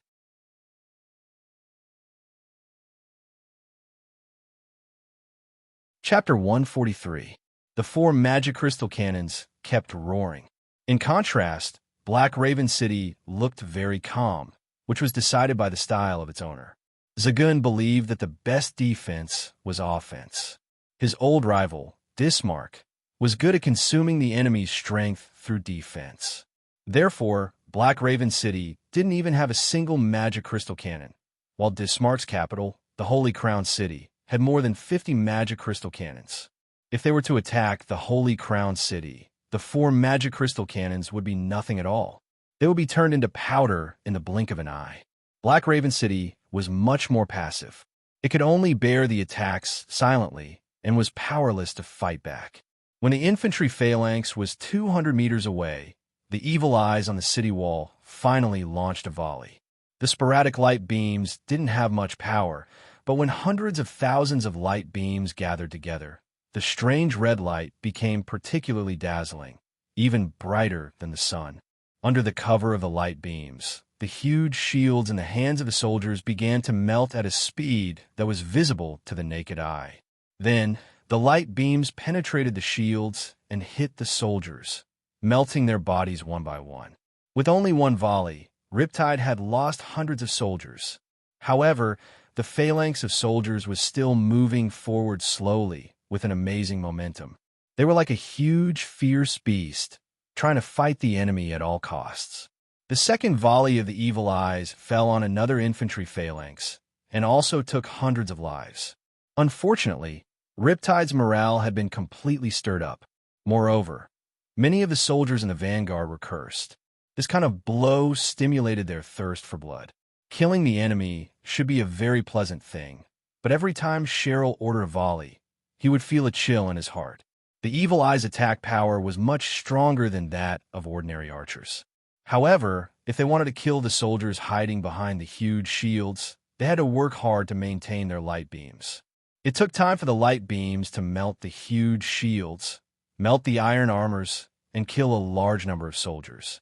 Although it was only a few seconds, the Evil Eyes would lose a part of their strength, just like an ordinary archer shooting a dozen arrows in a row. However, Cheryl had no other choice. Quantity could make up for the lack of quality. The outside of the city was densely packed with enemies, but he could only mobilize a small number of troops. Moreover, the quality of his troops might not be as good as the enemy's. If the enemy approached the city, the consequences would be unimaginable. Waves of magic waves came from Riptide. The magicians began to cast magic shields for the soldiers in the front. However, there were too few of them, only a dozen magicians, and the highest rank among them was only a 5th-grade warlock. The magic shields, they could only resist the light beams. And then they collapsed. Under the scanning of the death beams, the 3 infantry phalanxes were still able to advance 100 meters forward. At this time, they could already see the strangely shaped evil eyes on the city wall. However, their speed suddenly slowed down, and they were no longer passive. When the light beams fell on the phalanxes, the soldiers would try their best to avoid them. When the light beams disappeared, they would quickly close up again. Their movements were not chaotic at all. It was obvious that they had undergone some kind of training. Dozens of large fireballs flew down from the city wall and landed in the phalanxes. This was different from the death beams of the Evil Eyes. This was a test of the individual strength of the soldiers. Some of them were hit by the fireballs on the spot, while others were able to block the fireballs with their shields. Lang Ning sneered on the high platform. If the enemy's commander wasn't an idiot, then it could only mean one thing. The enemy's defense was already stretched to the limit. The infantry phalanxes continued to move forward, but the Evil Eye's volley was getting faster and faster. One by one, the soldiers melted in the light beams, and the death rate rose sharply. When the infantry phalanxes were less than 50 meters away from the city wall, the Evil Eyes had already reached a frenzied state. The red light beams never disappeared and followed the footsteps of the soldiers all the time. Riptide blew the horn, and the 3 heavily damaged infantry phalanxes suddenly began to retreat. Regardless of whether they were advancing or retreating, their movements were orderly. The Evil Eyes on the city wall were still shooting light beams, as if they were sending the enemy off. However, to Lang Ning, this kind of performance was somewhat cowardly. The 2 infantry brigades that had arrived from the rear cut in from the flank and continued to press forward. The huge shields in their hands looked a little strange. Not only were they several times larger than the ordinary infantry shields, but they were also covered with a piece of black cloth. Nobody knew what it was for. Cheryl of Black Raven City vaguely understood the enemy's commander's intention. He wanted to use continuous attacks to wear down his defense and find an opportunity to launch an all-out attack. But understanding was one thing, and he had no other choice. In fact, tactics were very simple and could be understood by anyone. The key was to choose the right tactic at the right time. What he could do now was to deter the enemy by attacking at all costs and make them give up on this idea.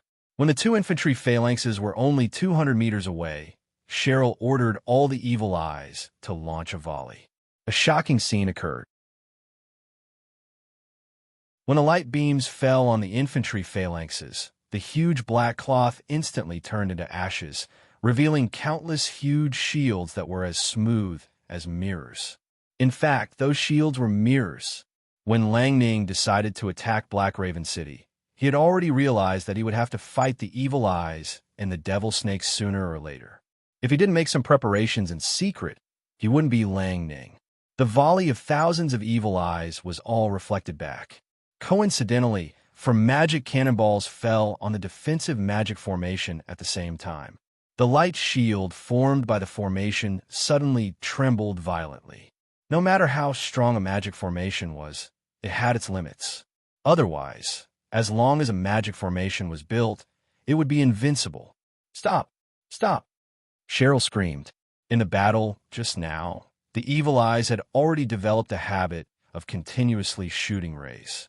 Coupled with the roar of the magic cannonballs covering Cheryl's screams, they still continued to attack with all their might. Idiots! Cheryl had to raise his whip again. Fortunately, the magic crystal cannons on the other side had just run out of magic crystals and couldn't shoot continuously. Otherwise, the magic formation would be in great danger. The soldiers holding the mirror shields were not afraid of the death rays at all. They pressed forward as if there was no one else around. Lang Ning had sent this army in advance because he had already seen that there was no devil snakes in Black Raven City. In this case, he could put pressure on the enemy without any worries. Waves of magic waves came from the city wall. Spells poured down one after another. There were fireballs, lightning, wind blades, and icicles. In fact, these spells were not terrible. What was terrible was the sudden appearance of swamps and quicksand. The heavily armored soldiers were often submerged in the blink of an eye. However, the range of these spells was limited. The two infantry formations were not in a hurry to attack the city. They just slowly approached from the outside. There were also a few high-grade professionals hidden among the soldiers. From time to time, figures leaped into the air and released gorgeous fighting skills to intercept the spells pouring down. Today was the worst day of Cheryl's life. From noon to dusk, his heart was in his throat.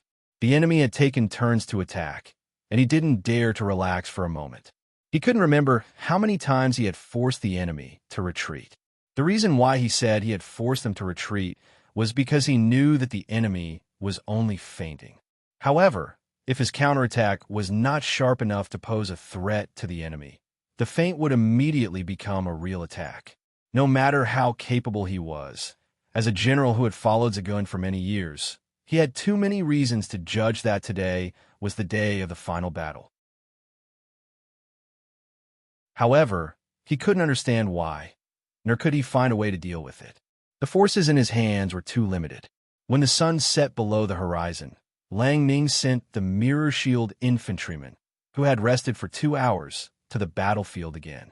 At the same time, the 4 infantry brigades that had rested for the whole afternoon also launched an attack. The magic crystal cannons that had been firing from time to time suddenly became active. White balls of light exploded one after another on Black Raven City. Seeing this, Cheryl immediately jumped up. He knew that the battle that would decide his life and death had finally broken out.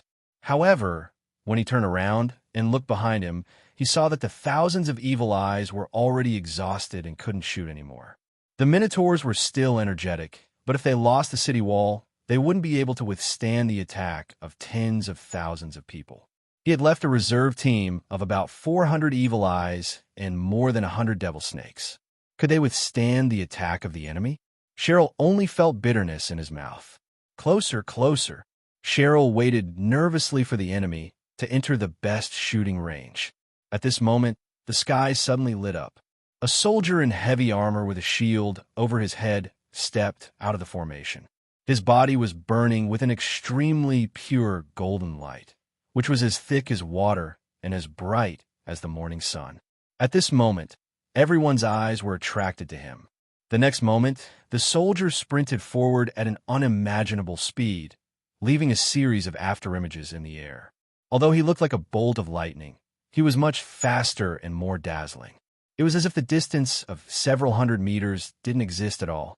In the blink of an eye, the spear in his hand had already hit the magic shield of Black Raven City. The magic shield, which had remained unscathed after withstanding thousands of bombardments from the magic crystal cannons, began to twist violently, like a bubble struggling in a gale. A supra! Cheryl jumped up and shouted crazily, "Attack! Attack!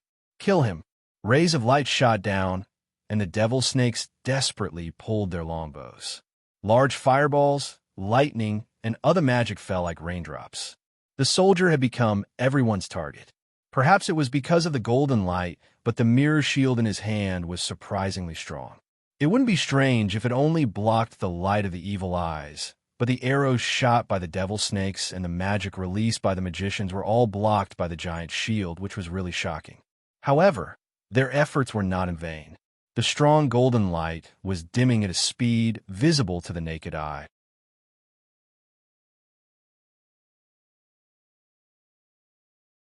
Chapter 144. One of the magicians raised his magic wand and chanted a spell, preparing to release a powerful spell. At this point, he could no longer hold back.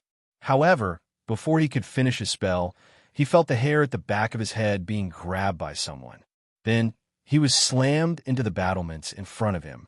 Blood flowed out of his head, and he even heard a shattering sound. After that, he lost consciousness. Han Jin held a war spear and strode towards the next magician. The defensive magic circle of Black Raven City was completely useless against Han Jin. Everyone's attention was attracted by Guevara. The news that there was a super-grade master among the enemy was enough to cause such a huge shock that no one paid attention to the rear. A magician stood on the battlements and stared at the city below.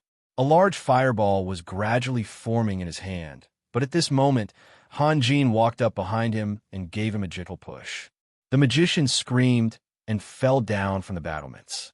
The other two magicians had already noticed the abnormality around them. They turned around to look at Han Jin. Unfortunately, Han Jin was too close to them. The magician standing in front of them did not see Han Jin. He only saw a huge fist. In a burst of blood, the magician's head and his companion's head collided with each other. The two of them fell to the ground respectively. Han Jin's strength had reached an unimaginable level after he had cast the spirit possession spell.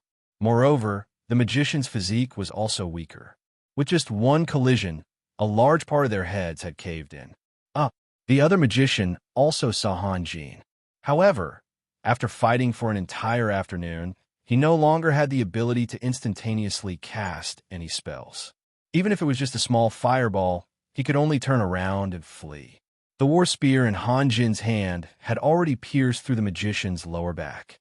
Then, he pounced like a cat and rushed towards the flag. Although Han Jin had killed 4 magicians in succession, due to the great pressure he had exerted on the defenders, no one had noticed his presence. After spending so much time in the military camp, Han Jin was well aware of the importance of killing a general and capturing a flag. The latter was far more important than the former. If he killed the enemy's general, the soldiers would not necessarily know that their general had been killed.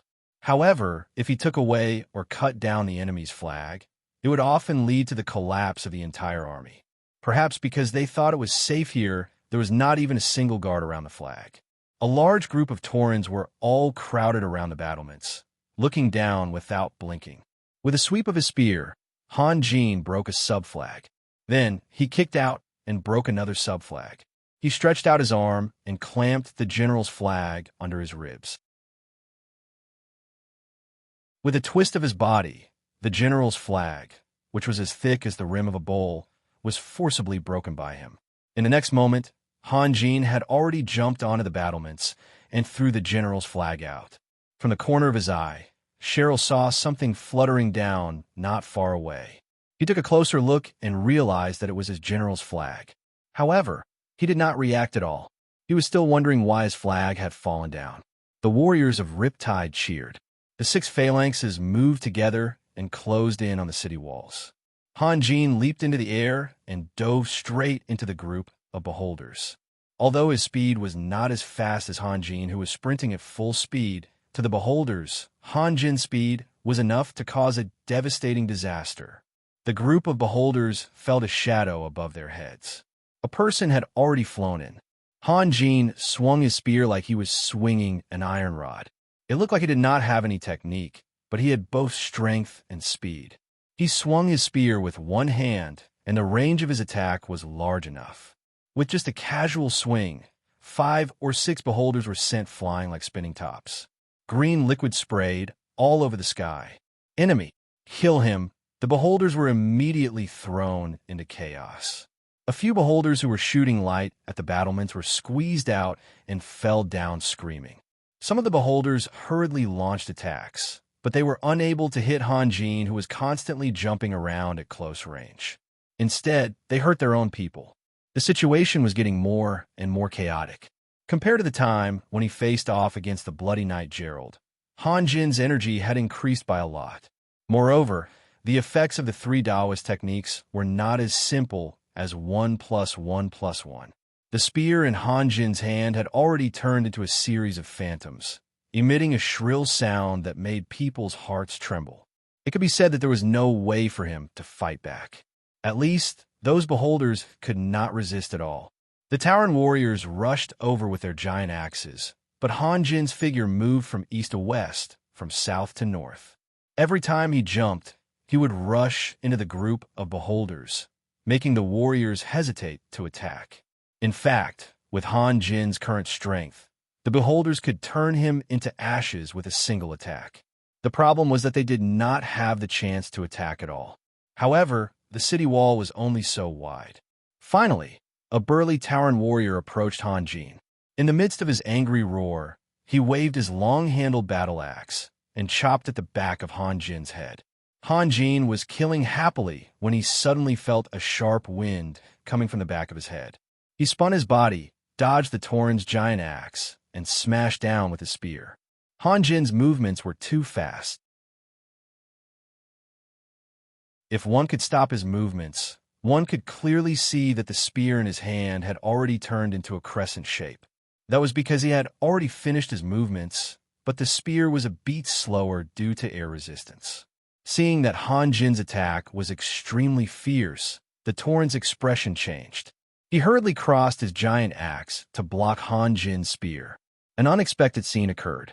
Hanjin's spear was just an ordinary one, but the Tauren's weapon was a steel battle axe. With a loud bang, the steel battle axe remained in its original shape, but the spear in Hanjin's hand had been bent at a right angle. The Tauren's eyes suddenly bulged. The bent spear tip was whipping his back. In such a short time, he could not react at all. Although the Tauren's body was relatively tough, the force of the swing of the spear was too great. It was deeply embedded in his body. Hanjin's figure moved forward. He threw away the spear's handle and punched the Tauren's chest. Although he knew that the Tauren's lips were its weak point, he still felt disgusted when his hand was stained with something sticky last time. So this time, he changed to another part. With a bang, Hanjin's fist was deeply embedded in the Tauren's chest. He took a step forward and caught the falling axe. He flew up and kicked the Tauren's lower abdomen. The Tauren was sent flying, crashing into a devil snake monster with a longbow drawn. However, the devil snake monster's reaction was very fast. He quickly bent down and dodged the Tauren. Immediately afterwards, the devil snake monster discovered something strange. He had only lowered his body, but his head was uncontrollably smashing into the ground. Then, he felt the world spinning around him. Out of the corner of his eye, he seemed to see a headless corpse, and the last thing he saw was a foot stepping on him. Holding the 100-gene steel axe in his hand, Hanjin's killing intent became even more vigorous. To be honest, the spear was not very convenient. It was too light, unable to fully release his strength. This steel axe was very suitable for him. Kill! Hanjin roared and charged into the enemy's formation again. No one could stop Hanjin's terrifying strength, nor could they stop the sweeping of his steel axe. The evil eyes and devil snakes were all turned into pieces of paper in front of him, or even broken pieces of paper with a slight touch. The Tauren warrior's eyes were filled with fear. The Tauren warrior who was killed was their captain. They were bloodthirsty and did not fear death. The key point was that their captain died too quickly. Lang Ning and some of the generals saw the battle scene inside the city through their clairvoyant's eyes. Even a calm Lang Ning felt his blood boil. Not to mention Hanjin's strength. Just his courage alone to charge into the enemy's ranks was enough to make people admire him. Shoot! Not far away, an angry roar was heard. Unknowingly, the devil eyes had been split into two groups. One group of devil eyes raised their antennae and released red rays along with the order. Their target was, of course, Hanjin. Clearly, the commander had decided to get rid of this disaster at all costs. Han Jin's figure shrank into the ground at an extremely fast speed and soon disappeared. The rays of light shot out by the evil eyes didn't even touch Han Jin's shadow. They only burned a dozen of their companions into ashes. Cheryl felt his vision turn black. He could not believe his eyes. What kind of magic was that? Kill! Han Jin's figure suddenly appeared in the middle of the group of devil eyes shooting rays.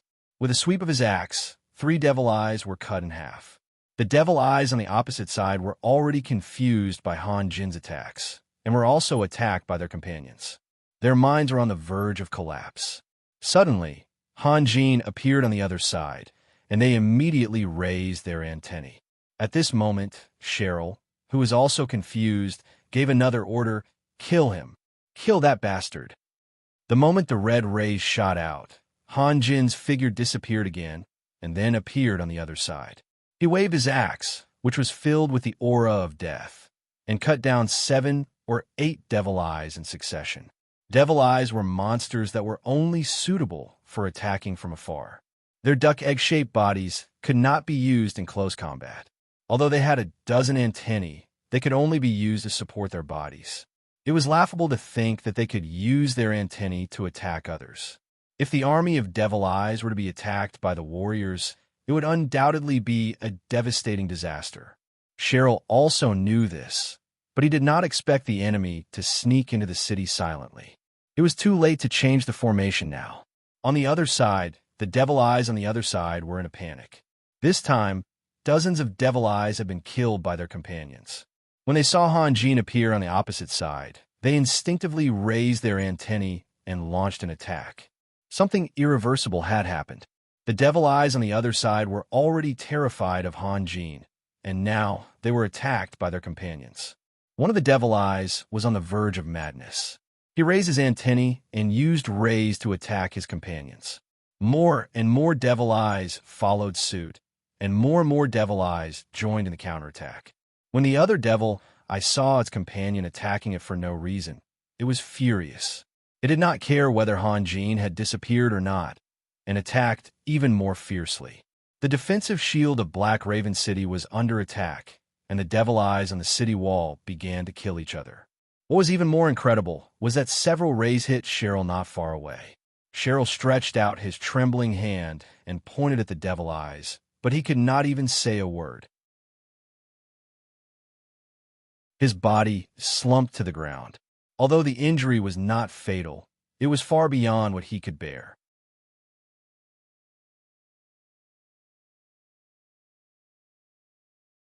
Chapter 146. With a loud bang, the magic shield of Black Raven City finally gave in and disappeared without a trace. Riptide's 6 infantry phalanxes roared and rushed forward, followed by the rest of the army. However, the siege weapons they pushed up were all useless. Guevara, who was in the lead, had already turned into a golden stream of light and crashed heavily into the city gate. With just one hit, the city gate was shattered into pieces. More than half of the sandbags that were piled up inside the city gate were blown away. In this kind of city defense battle, the magic shield was the most important thing for both sides to attack and protect. If the magic shield disappeared, the city wall would not be able to withstand the attacks of magic crystal cannons and magicians, unless the city wall was made of adamantine made by alchemists. When the soldiers in the city saw that the magic shield was destroyed, they were scared out of their wits. They quickly retreated from the city wall and fled for their lives. A group of Taurens had just turned the corner when Han Jin suddenly rushed out from the side and swung his giant axe at a Tauren. The Tauren did not see Han Jin clearly and instinctively raised his battle axe to block the attack. With a loud bang, he blocked Han Jin's giant axe, but he could not withstand the power of Han Jin's attack. He took a few steps back and fell on his back. Han Jin took a step forward and swung his giant axe down with unstoppable force. The Tauren screamed and stopped moving. He did not even see his opponent clearly until he died. Han Jin rushed to another Tauren. As soon as he swung his axe, a thick blood light appeared in the air. It was the blood of the previous Tauren. Among these Taurens, some had just retreated from the city wall. Han Jin's face was deeply imprinted in their hearts. They screamed and turned around to escape. Some of the other Minotaurs didn't recognize Han Jin and were eager to escape. They swarmed toward him, especially the Minotaur who was attacked by Han Jin. He didn't even care about the giant axe that was flying toward him, and instead swung his axe toward Han Jin's waist. It was a lose-lose fight. Han Jin tightened his arms and retracted his axe. The giant axe landed on the axe head of the Minotaur. After a loud noise, the Minotaur's arms became sore and numb, and he couldn't hold the axe anymore. Coincidentally, the axe fell on his feet, and the Minotaur couldn't help but let out a miserable cry. Han Jin's giant axe struck down again, and the Minotaur couldn't resist it anymore. He could only watch the giant axe fall on his body. With a pung, blood spurted out from the back of the Minotaur, and a huge axe had pierced through his body. The few Minotaurs who had rushed forward to support him were covered in blood, and their faces were bright red, to the point where they could not see clearly. Han Jin raised his foot and kicked the Tauren's corpse away. He swung his axe and chopped the Tauren who was rubbing his eyes. Half of his head flew into the sky with a trail of blood. On the body that was obviously shorter, a row of white teeth was particularly eye-catching. The spirit possession technique had a strong hypnotic effect. Although Han Jin could retain his rationality, his heart had become incomparably cold. The splashes of blood and the mutilated corpses could not arouse his sympathy. Han Jin's figure was constantly moving at high speed. The giant axe in his hand let out a sharp whistle as it chopped towards the head of Tauren. The Tauren's heart turned cold. He blocked the attack randomly and retreated to the side. However, he was too slow, or rather, Han Jin's speed was too fast. The giant axe whistled down and landed on the Tauren's shoulder. The Tauren stared blankly at his fallen arm. At this moment, he did not even have the time to feel the pain. Han Jin crossed his arms, and the giant axe swept out like lightning. The Tauren's waist, which was as thick as a bucket, was actually cut in half. However, he could not die quickly. The half of his body that was desperately wriggling, struggling, and screaming gave people a strong visual impact. The remaining Taurens lost their will to fight. Like their companions, they turned around and fled. Han Jin rushed forward and kicked the back of a Tauren's head. The Tauren staggered a few steps forward and involuntarily fell to the ground. When the Tauren was struggling to get up, a cold voice sounded above him. "Tell me, where's the altar? I won't kill you. Go that way." The Minotaur hurriedly pointed. "There's a statue over there. Then, go to the right and you'll see a square. The altar is under the square. Are you looking for Mr. Protter?"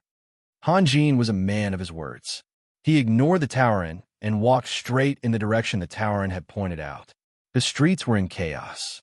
From time to time, soldiers of Black Raven City would rush out in a panic. However, when they saw Han Jin covered in blood and the giant axe that reeked of blood, they would run back in a panic. None of them dared to provoke Han Jin. In order to defend the underground city, Zagund had transferred all the elite troops away. These second- and third-rate soldiers could fight a favorable battle, but now that the city had fallen, they did not have the courage to die together with the enemy. Seeing the statue the Tauren had mentioned, Han Jin turned around and walked to the right. Suddenly, he saw a group of Taurens rushing towards him.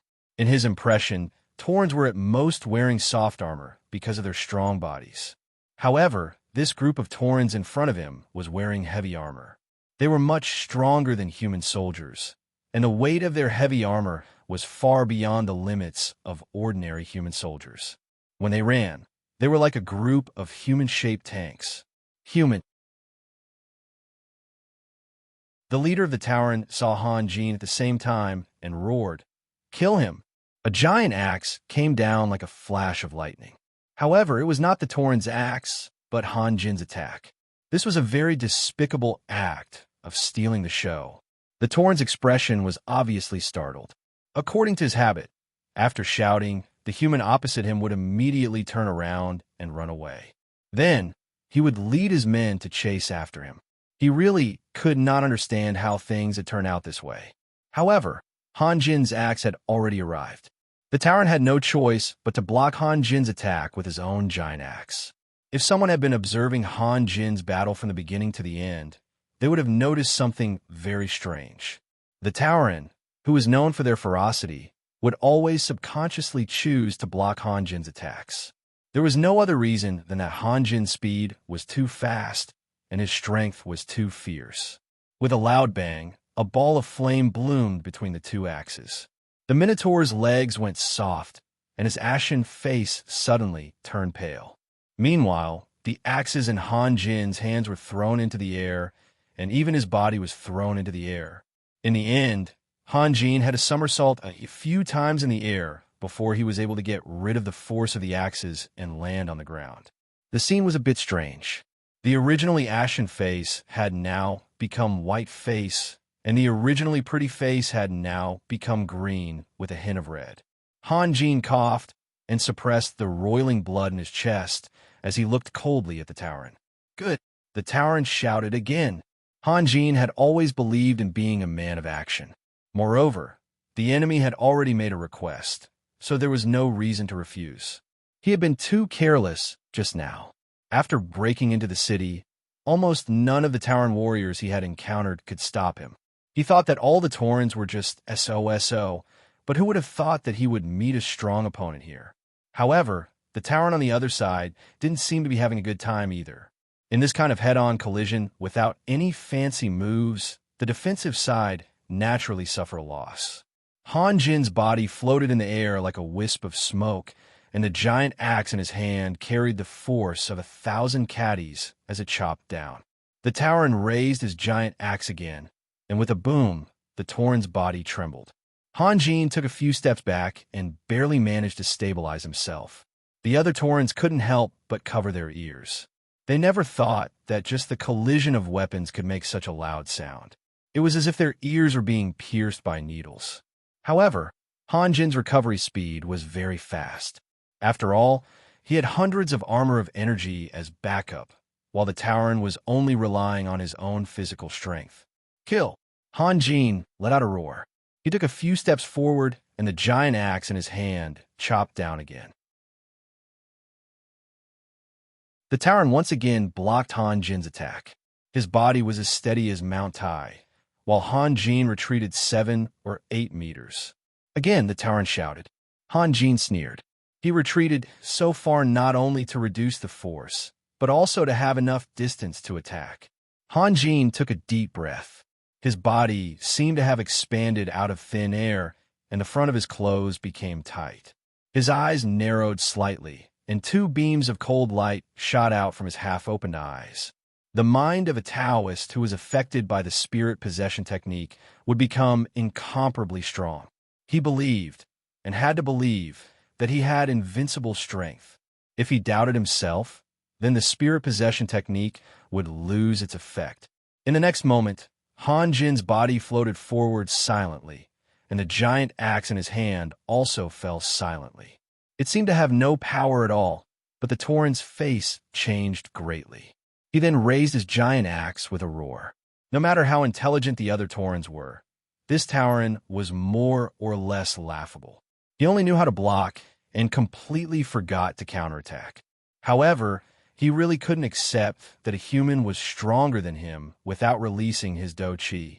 This was absolutely impossible. With another bang, an even bigger ball of fire appeared, and countless sparks sputtered wildly. This time, Han Jin retreated more than 10 steps. There was a fist-sized gap on the blade of the giant axe, and the Tauren's body only trembled a few times like a sieve. In the end, he stood there steadily. However, the stone slabs under his feet had been shattered, and half of his feet had sunk into the ground. Han Jin let out a hoarse roar and raised his giant axe again. The Tauren's eyes suddenly showed fear. He turned around abruptly and ran back.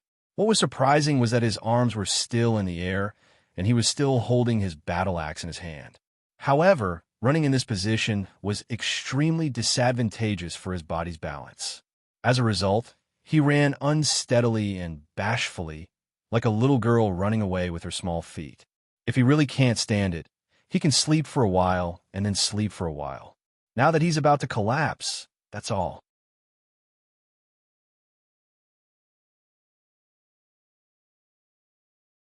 Chapter 147.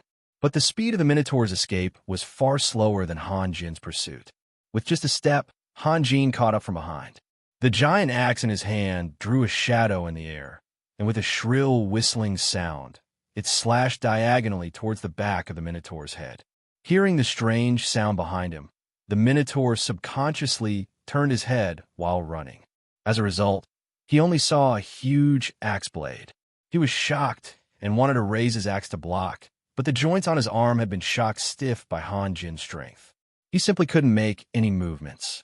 The next moment, Han Jin's giant axe chopped into his body, splitting him in two from head to shoulder. At this time, the surrounding Minotaur reacted. But to Han Jin's surprise, after their leader died, they didn't scatter in all directions. Instead, they roared with blood-red eyes and rushed towards Han Jin. Looking at the Minotaur swarming towards him, Han Jin smiled bitterly. His strength was still not strong enough. He had already used up a lot of strength to get rid of the Minotaur warrior just now. His whole body was aching, and his chest and abdomen were also surging with blood. If there were a few more attacks, perhaps the one who would be running away would be Han Jin. Two axes crisscrossed and slashed towards Han Jin. Han Jin held the giant axe in his right hand and took a step back. His left hand flicked like a butterfly, and two fire charms shot out at an extremely fast speed, smashing into the faces of the two Minotaur. The distance was too close, and the two Minotaur simply didn't have time to react. Moreover, they thought that Han Jin was just a warrior. They never thought that Han Jin could release magic. When they saw the flames, it was too late. Boom! Boom! Two loud sounds were heard, and the two Minotaur were wrapped in raging flames and flew out. They fell to the ground and didn't move. The flames were still burning, and the air was filled with a thick smell of barbecued meat. Anyone with a discerning eye could see that it was definitely not a big fireball. A big fireball would quickly extinguish after the explosion, but the Minotaurs could not see it. They were only stunned for a moment before they swarmed forward again. Han Jin's right hand waved the giant axe like a windmill. Although he had already consumed a lot of his physical strength, it was still not a problem for him to wield the giant axe that weighed more than 50 kilograms. His left hand would release a fire talisman from time to time.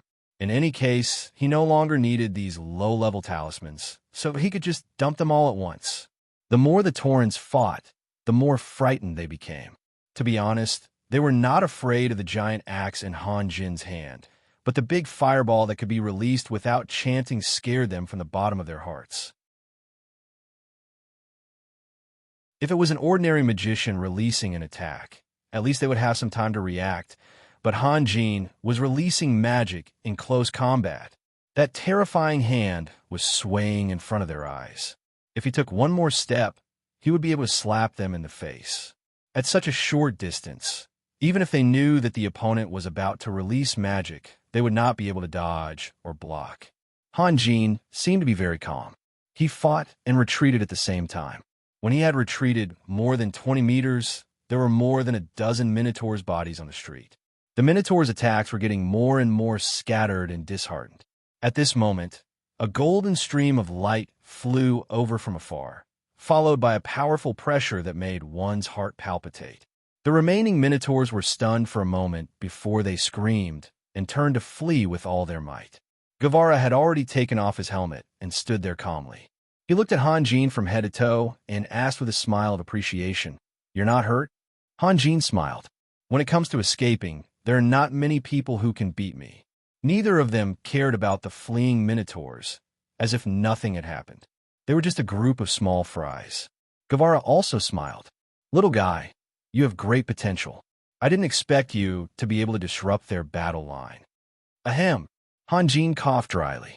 "Oh, it's Mr. Raphael." Han Jin didn't know what to do with Guevara. There was no way he could defeat him, and Guevara was an elder, so he couldn't be impolite. He looked in the direction where Guevara had come from and saw soldiers of the Riptide Regiment everywhere. They were chasing after the defeated soldiers of Black Raven City. Then, he saw Ronning rushing towards them from afar. Only then did he remember that he had been so engrossed in the battle with the Minotaur that he had almost forgotten about the purifying crystal. There shouldn't be any problems here. Would you like to come with me to find Praetor? Or, Han Jin asked. What? Don't you have confidence in facing a dark magician? Guevara seemed to be in a good mood. He even joked with Han Jin. Han Jin shrugged. Of course not. But if Mr. Guevara does it, I can guarantee that nothing will go wrong. It will also save us some time. Hearing Han Jin's words, Guevara, who knew that time was running out, stopped smiling and nodded. Han Jin led Guevara to the direction pointed out by the Minotaurs. Along the way, they encountered several groups of defenders who resisted, but they were not in the mood to fight with the enemies. Of course, the enemies were not in the mood to fight with them, either. Soon, Han Jin and Guevara arrived at the square in the center of the city. A few Minotaurs ran over from the other side in a panic. When they saw Han Jin and Guevara, they ran in the opposite direction in a panic. Han Jin caught up with one of the Minotaurs and kicked him to the ground. He then bent down and asked softly, "Where is the altar?" It's under the square." It seemed that the Minotaurs were scared out of their wits. After being caught by Han Jin, they lay there, trembling, and did not have any intention to resist. "Where's the entrance?" "It's in the palace over there." The Minotaurs pointed at a palace not far away. Han Jin looked at the palace. It was at least 1,000 square meters. He frowned and asked, "Do you know the exact location? If you know, bring us there quickly, if you still want to live." The Minotaurs trembled even more violently. My lord, I have never been to the altar. I really don't know. There seems to be an entrance over there, but it should be sealed. Bring us there." Han Jin grabbed the Minotaurs back and lifted them up. On the other side of the square, there was indeed a staircase that extended downwards. After walking for more than 10 meters, there was a tight door in front of them. Han Jin pushed the door with his hand. The door was made of metal and was very heavy. It seemed that there was something stuck inside and could not be pushed open. Guevara did not say a word. He straightened the war spear in his hand and thrust it forward. An extremely pure golden light suddenly shone brightly. It was so bright that people could not open their eyes. Then there was an earth-shattering bang. Smoke and dust flew everywhere, and the ground shook violently. The rocks and dust above their heads fell like hail. Han Jin could not help but use both of his arms to protect his head. After a moment, everything returned to normal. Guevara was still as calm as ever, but the war spear in his hand was twisted beyond recognition. Han Jin had almost turned into a native. His body was covered in a thick layer of dust, and even his hair had changed color. He was flustered and flustered. He had no choice. He did not have any combat energy to protect himself, and he could not use Earthmeld for such a trivial matter. He did not have the right to be extravagant, so he could only look at Guevara with resentment in his eyes.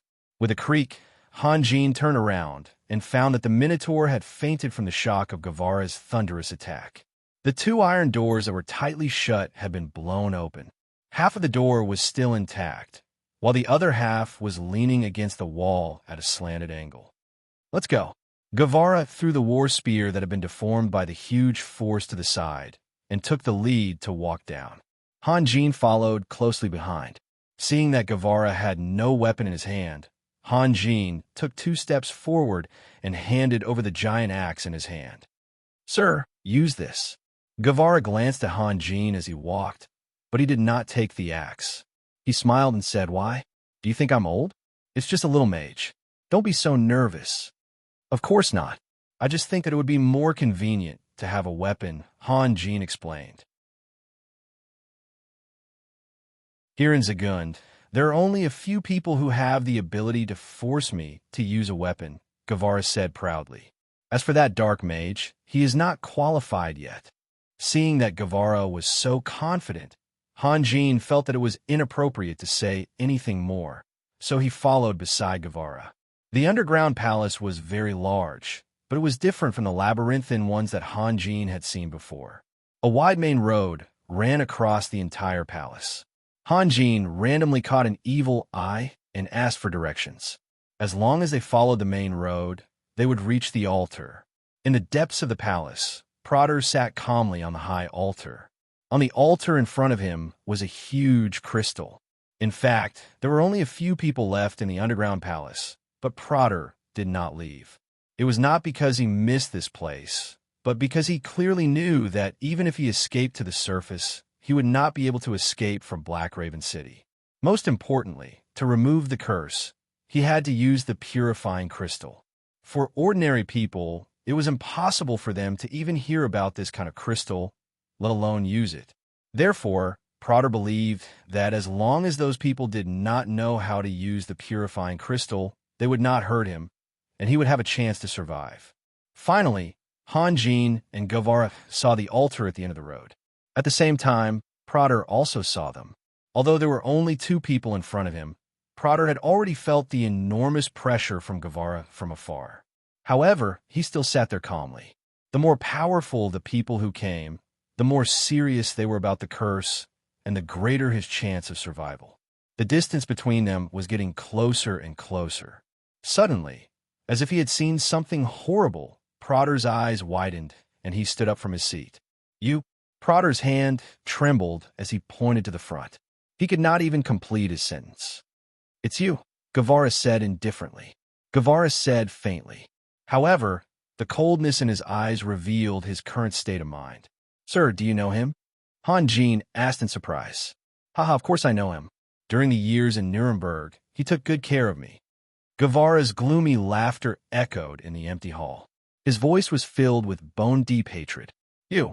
How can you still be alive?" Prater's expression was as if he had seen a ghost. "Do you think I'm dead? Then I'm sorry to disappoint you." Guevara looked at Prater mockingly. Prater's finger that was pointing at Guevara was still trembling, but unlike before, his lips were trembling as well. He looked extremely nervous. As he spoke, Guevara's footsteps did not stop as he slowly walked towards the altar. When he was about 20 meters away from the altar, Guevara's body suddenly emitted a golden light. His whole body drew a series of afterimages in the air and rushed toward the altar at lightning speed. At the same time, a magic wand suddenly appeared in Prater's trembling hand. It was gray and mottled all over. It looked like it had been there for a long time. A huge black sphere suddenly appeared at the top of the magic wand and rushed toward Guevara. Then, Prater's feet moved, and a fence made of steel pillars as thick as an arm fell from the sky between him and Guevara, dividing the hall into two parts. "Devour!" Guevara was shocked and quickly dodged the black sphere. The black sphere brushed past Guevara's body and hit the ground. Very quickly, the hard ground melted as if it had encountered a piece of ice. A large hole was quickly formed on the ground. Guevara's expression became serious. How could Prater cast such a high-level spell instantly? But Guevara soon realized that Prater had pretended to be terrified and his lips were trembling. In fact, he was just trying to cover up the fact that he was reciting the spell silently. Prater laughed, but his laughter was filled with desolation. He had intended to use the removal of the curse as a bargaining chip to negotiate with Guevara. At the very least, he wanted to save his own life. However, Guevara was the one who came. Prater's heart sank. He wanted Guevara to forget the past and the hatred between them, but that was just a fantasy. "Guevara, it was Zagund who asked me to do this. You can't blame me," Prater said in a helpless tone. He was making a last effort. "Do you think you can stop me with this?" Guevara sneered and knocked on the fence in front of him.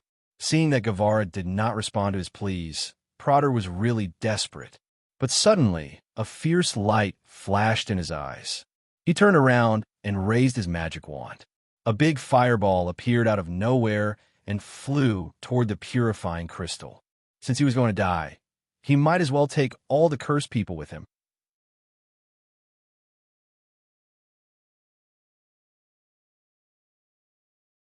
Chapter 148.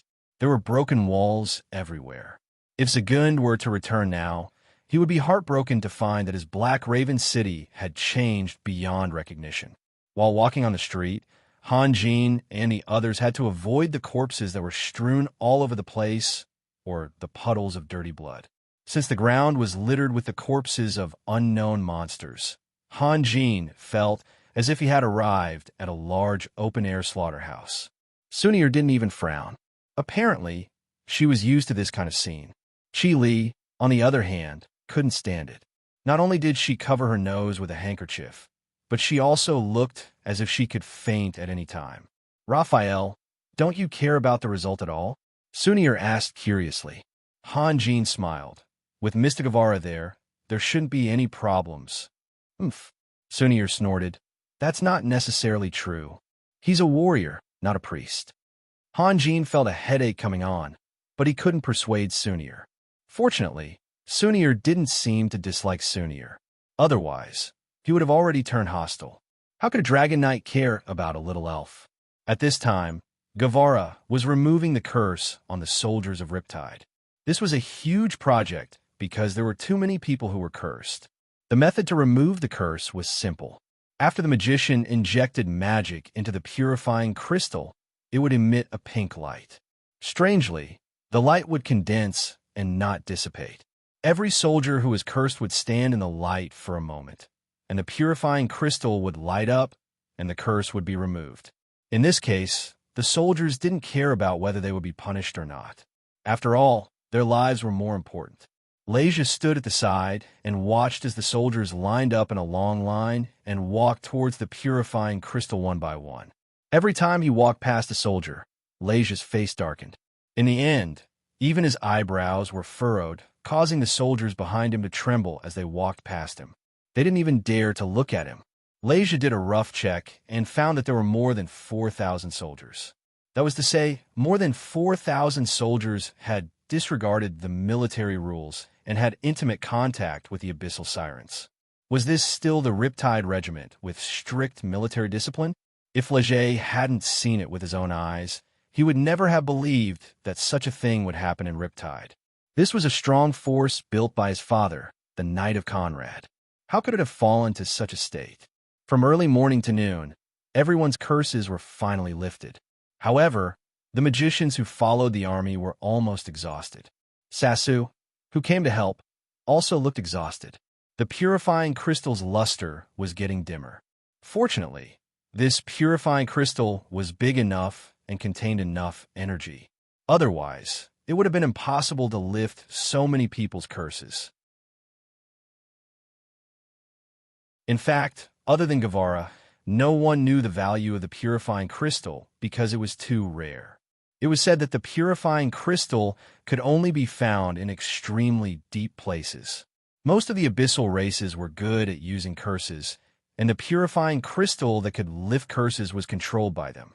This brought a lot of pressure to the races on the surface. If it weren't for the priests, perhaps the abyssal races could have swept the entire continent with their curses alone. Seeing that everything was over, Leger quickly stepped forward and greeted Guevara. "Sir, thank you for your hard work." Guevara waved his hand casually and said, "It's nothing." Then he saw Leger's worried expression and asked, "What's wrong? Are you unhappy?" "Oh no." Leger quickly shook his head. Then he unconsciously looked at the soldiers who were cursed in the distance.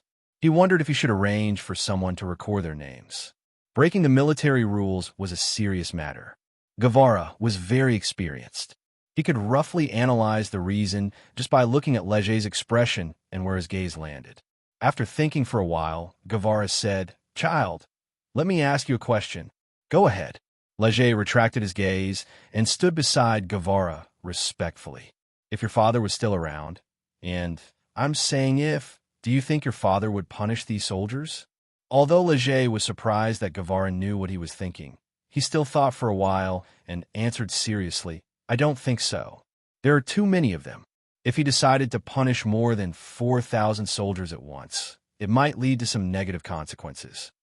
Guevara shook his head in disappointment and said, "This is just your analysis from your own perspective. Why don't you try to put yourself in the soldier's perspective?" Leger was stunned and said, "What do you mean?" "What I mean is very simple. Soldiers are also made of flesh and blood. They have normal desires. Moreover, strictly speaking, this kind of thing is not considered a violation of military rules, right? You mean just let it go?" Leger was a little unwilling. It was not that he had to make things difficult for these soldiers. He also knew that this kind of temptation was not something that ordinary people could resist. However, in Leger's mind, Riptide was an extension of his father, the Knight of Conrad.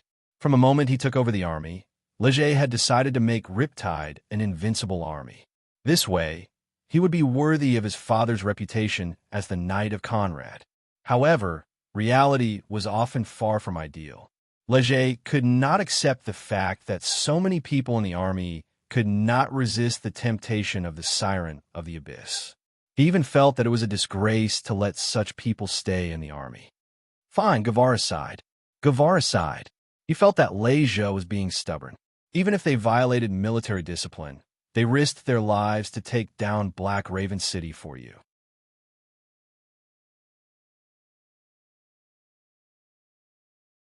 Han Jin didn't have a military position, so they didn't need to communicate with Han Jin. But what Han Jin hated the most was the feeling of being isolated, especially in this strange world. He needed friends more than ever. Besides, he had just risked his life to attack the defense line of Black Raven City. But now he was forgotten in the blink of an eye, which made him very uncomfortable, even though the generals didn't mean it. Raphael, why do you always mention magic crystals now? Sunir lowered her voice and asked, Are they running out? Yes, I told you last time. Last time? How come I don't remember? Sunir was stunned. Isn't that too fast? I remember that we bought hundreds of magic crystals in isolated Cliff City. Now I use more than a dozen magic crystals every day. That's not enough, Han Jin said. Have you forgotten what I told you last time in Nuremberg? Nuremberg? That time when I went to see you last night. That time when you spent the night together? Morrison's interrupted. At that time, I made a bet with Get out. Han Jin and Sunir shouted at the same time. I recommend Great Master Sanjie's new book, First Grade Official. Great Master Sanjie is a man of few words. Just look at the cover of his works, and you'll know that. He's about the same as me, and we both love history. Recently, Great Master Sanjie has been enlightened and understands that he shouldn't let his emotions get too heavy when writing.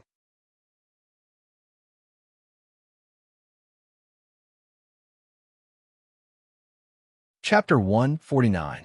That's the situation. Everyone, please give me your suggestions. Han Jin ended his speech. When he first embarked on the path of cultivation, he was very anxious. He hated himself for not having enough ability. The things his master gave him were right in front of him, but he was unable to absorb more energy. But after a few years, he began to worry about the lack of heavenly materials and earthly treasures.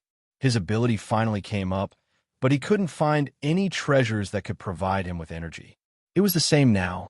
In the beginning, a low-level magic crystal that was used as a decoration was enough to kill him. After more than a year of hard work, his total energy had reached hundreds of units, which was close to the level of Morrison's. He could absorb more than 10 third-level magic crystals every day. However, the consumption of magic crystals was too fast, which brought him a lot of pressure and worry. The same experience gave him a very complicated feeling. As for the 5th level and higher level magic crystals, he still couldn't absorb them and could only use them as decorations. Sasu hesitated for a moment and whispered, Well, the magic crystals are almost used up. Raphael, what have you done? It's almost 800 or 900 magic crystals. Even if you eat magic crystals, it can't be used up so fast, right? Sasua's words hit Han Jin's sore spot. Sunir glanced at Han Jin and hurriedly changed the topic. Isn't it to make substitute puppets for you? Forget it. Let's not talk about this. Let's think about what we should do. Riptide has seized a lot of things. I'll go talk to Leger. It shouldn't be a problem to share some of the magic crystals with us, Sissa said. This is not a long-term solution. If he gives us the magic crystals this time, what about the next time? Sunir shook her head. Then I have no idea, unless we go to isolated Cliff City and work as mercenaries for a while. I agree. Morrison suddenly said, It's too boring to stay here. Let's go to isolated Cliff City. Don't forget, the people of isolated Cliff City are already hostile to us. Did you forget last time? Han Jin said. He's not hostile to us. He's after Chile. Morgan and Company's legacy is very attractive to many people, Sass said, But this time we're not taking Li with us. What can he do? Why can't I follow? Li, who had been sitting there quietly, suddenly raised her head. Li, you must stay in Black Raven City and find a way to rebuild the business group. Sasu said slowly, I don't believe that all the people in Morgan and Company are ungrateful traitors. Perhaps some people are drifting around. Perhaps some people could only stay in the business group and wait for an opportunity. As long as you promote the brand of Morgan Business Group, many people will seek refuge with you. After all, you are the rightful heir of Morgan Business Group. Besides, Leger, Lang Ning, and Mr. Guevara will all support you. Big business groups like Morgan and Company have contributed a lot to the prosperity of Holy Crown City. Without the support of big business groups, Black Raven City will always be a second-class city. Yes, Li, you're needed here, Morrison said. In fact, there were some words that couldn't be said. When they were outside, Li would only be a burden to them. They had to take care of each other before, so they could only take Li on adventures. Now that Black Raven City had become their territory, they should leave some people here so that they could go out and explore with ease. Li bit her lips. It seemed that she wanted to say something, but in the end, she fell into silence. Ahem. Han Jin coughed. Who else wants to go to isolated Cliff City? Me. Sunir answered. Me. And me. Morrison's and Sasu also answered. Me. Sylvia also wanted to go. Me. Stillberg shouted. Sunir glanced at Stillberg. Stillberg, you stay here too? Li needs more people. You and little Joseph must help her. Stillberg immediately became anxious. Young master. Sunir is right. Are we going to let Li run around alone? Han Jin felt a little apologetic, but he really couldn't take Stillberg with him. Young master, Stillberg said anxiously. In his memory, no matter if Han Jin was a rich young master or a street beggar, he had never been separated from Han Jin. Now that Han Jin wanted to leave him here, he was so anxious that he almost cried. Don't worry, it will only take a few months. We will come back when we have enough magic crystals, Han Jin said softly. But, young master, who will take care of you? Stillberg tried his best. Isn't there still Sunir? Don't worry, your young master won't be wronged. Morrison's University said casually.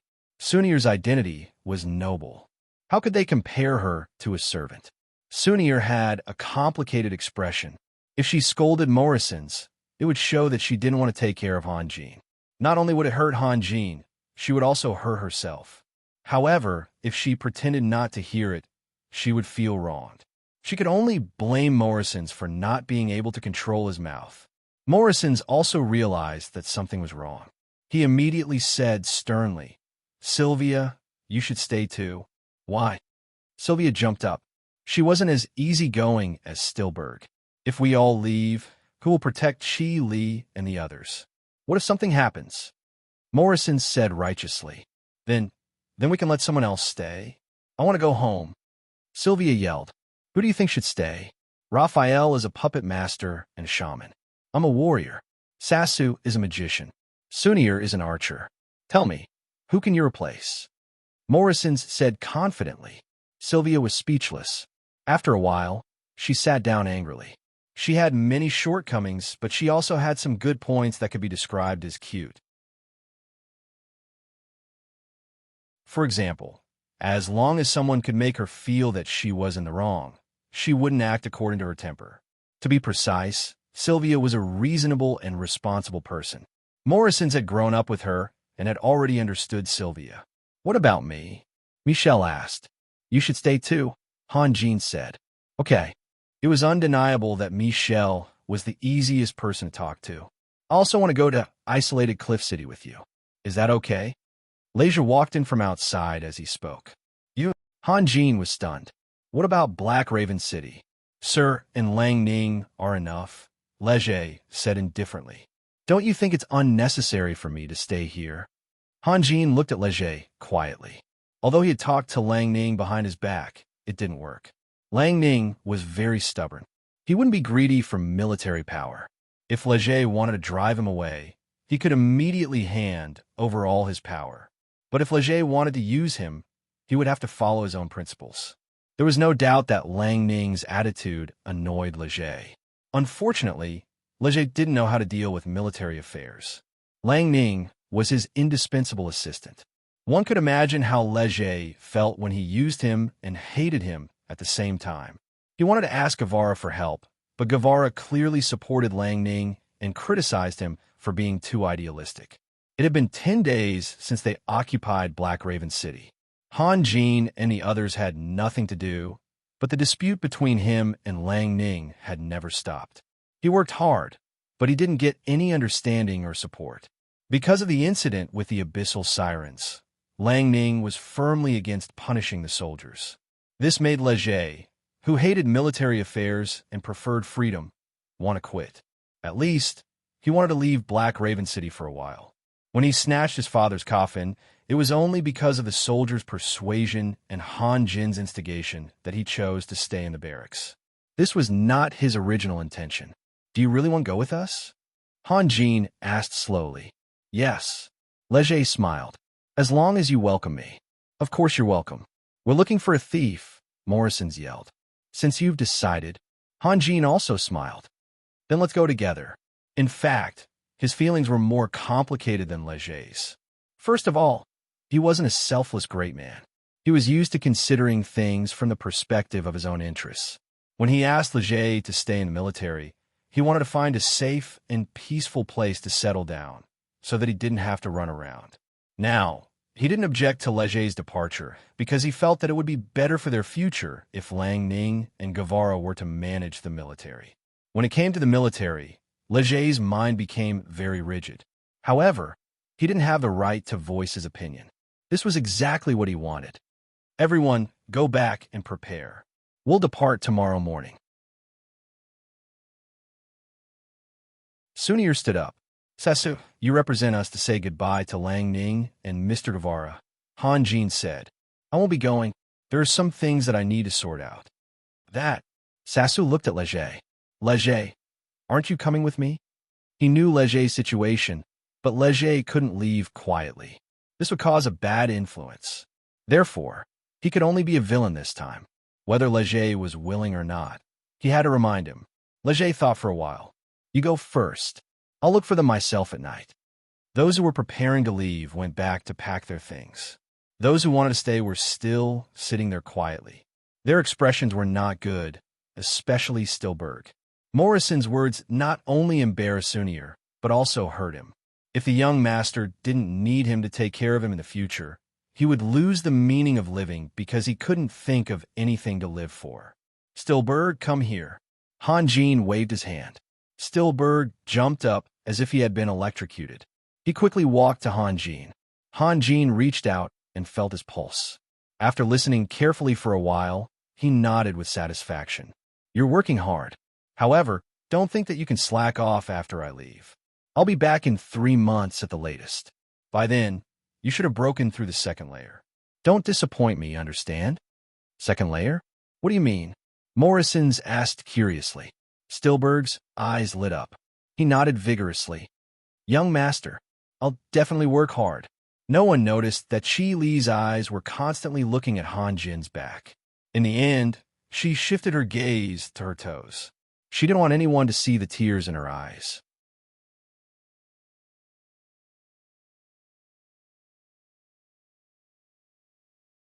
Chapter 150. Lang Ning had to prepare for war, so he didn't have time to send a letter. He only entrusted several generals to represent him. After Black Raven City was taken, Zagun's army in Rhine City was in chaos. Almost half of the army left Rhine City in a hurry, tried to escape to the underground city and join Zagun. Unfortunately, Lang Ning had left 2 cavalry and 4 infantry regiments outside. These deserters had only one fate, which was to be mercilessly killed. Although the situation in Rhine City was very chaotic, and it seemed that it would be easy to take it down with a side division, Lang Ning was very cautious. He believed that in war, one should not be careless at all. In war, one should go all out, no matter how weak the opponent was. Therefore, he had a lot of practical arrangements to make. However, everyone knew that Lang Ning couldn't meet Leger. Legé's departure left people with the impression that he was pushed aside by Lang Ning. If Lang Ning came to see him off again, who knew what kind of rumors would spread? In order to avoid the chaotic area, Han Jin and the others took the original route through the canyon. A few days later, they arrived at Nuremberg. Nuremberg was now in ruins. Water in nature was completely different from magic released by magicians.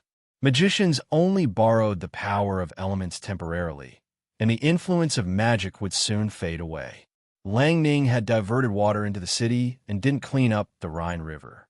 The wheat fields around Nuremberg had become endless swamps, and Nuremberg looked like an isolated island in the middle of the ocean. The scene was very desolate. As for how many cavemen in the city could survive, it was no longer important. It was too difficult to find food in the swamps, and most of the abyssal races couldn't swim. They could only starve to death. In the past few days, Legé had gradually become more cheerful, perhaps because he felt the harmonious atmosphere of the team, or because he felt safe with Han Jin, his savior. However, when he saw the scene in front of him, his face became gloomy again. Guessing what Lang Ning had done was completely different from seeing what Lang Ning had done with his own eyes. The desolate atmosphere was irritating his eyes and stimulating his heart. Han Jin and the others took a big detour and entered Bite Man. After a month, the Bite Man had undergone tremendous changes. Woodrow, the chief sheriff of Bite Man City, had taken the initiative to start a war, but the situation was very unfavorable for him. Han Jin's appearance had disrupted the rhythm of many people in certain areas. Woodrow was undoubtedly one of them, and he was also the most miserable one. Strictly speaking, the two lords, Bismarck and Zagund, were both victims of Han Jin. Without Han Jin, the secret of the underground city wouldn't have been leaked out, and Bismarck wouldn't have been so passive. In order to protect the underground city, Zagund's nest had been occupied. It was a pity that some people had already realized the existence of Han Jin, but they didn't pay much attention to him, because Han Jin was just a small figure. Some people were still ignorant. Woodrow's original plan was to launch a sudden attack after the four Castellan's armies and Zagund had suffered great losses. In this way, he could easily seize the control of the Bite Man, and Zagund, who had suffered great losses, could only hide in the depths of the underground city. He wouldn't be a threat to Woodrow in a short time. Woodrow was not stupid. Although he was now cooperating with Zagund, he knew clearly what kind of person Zagund was. Therefore, he not only schemed against the four Castellans, but also against Zagund.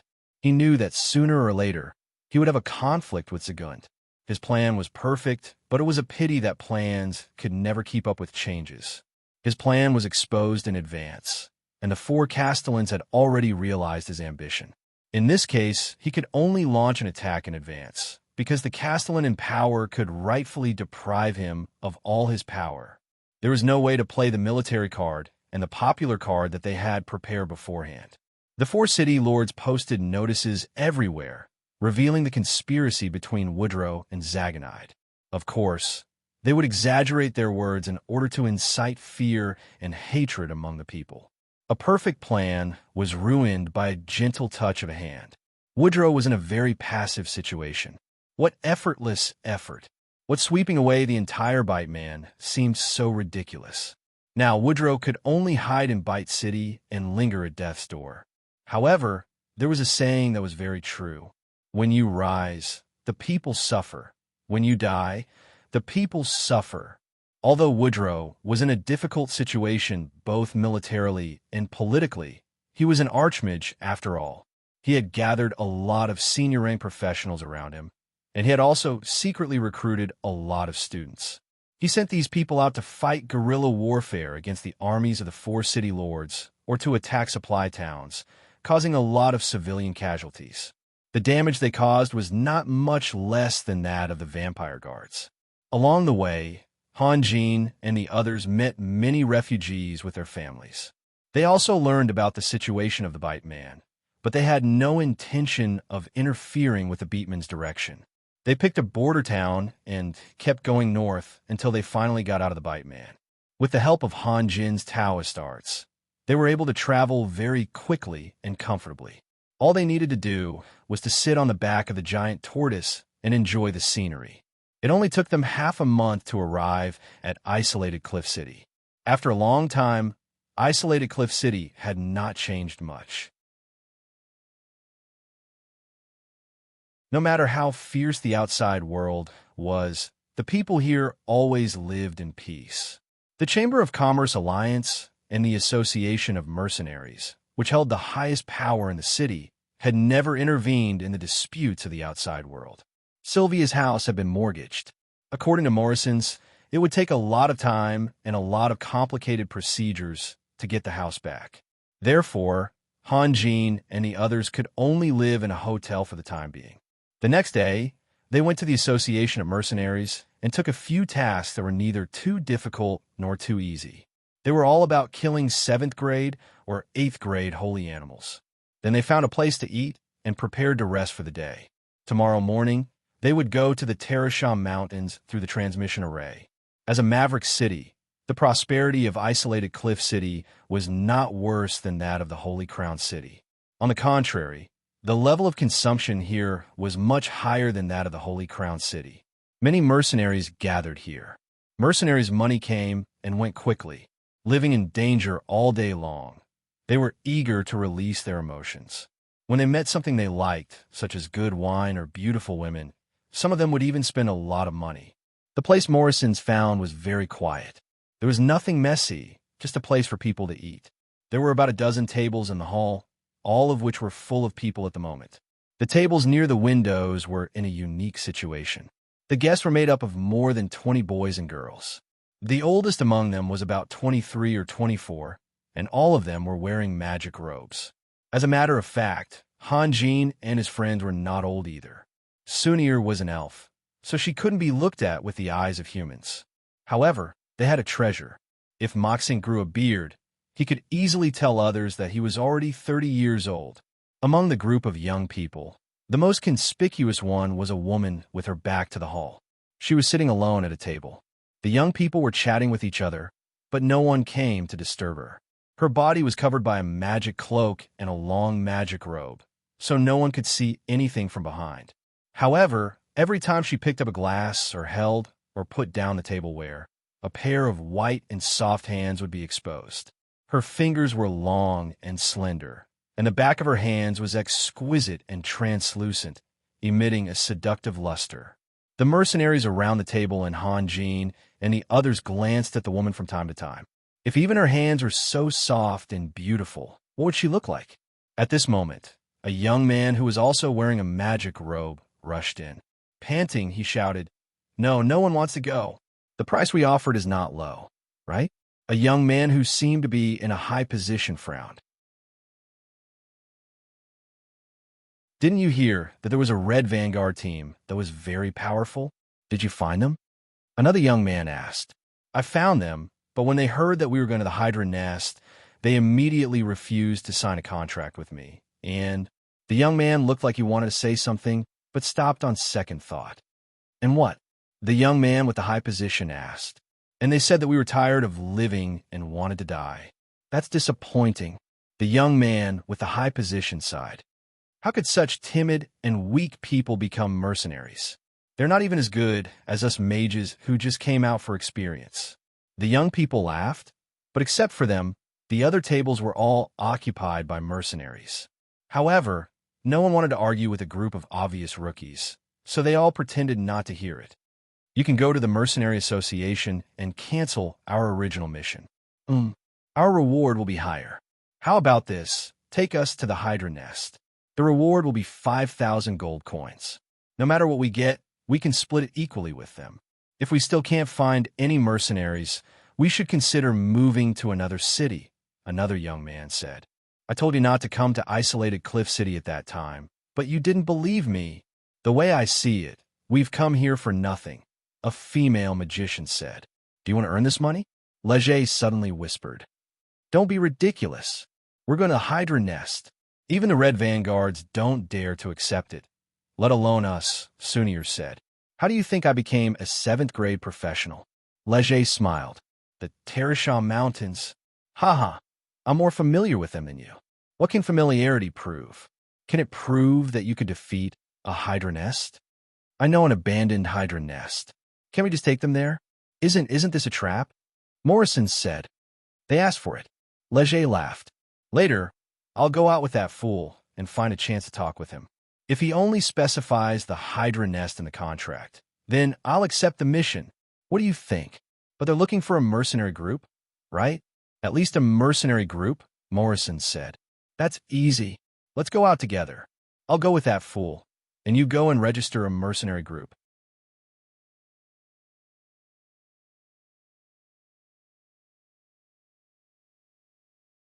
Chapter 151.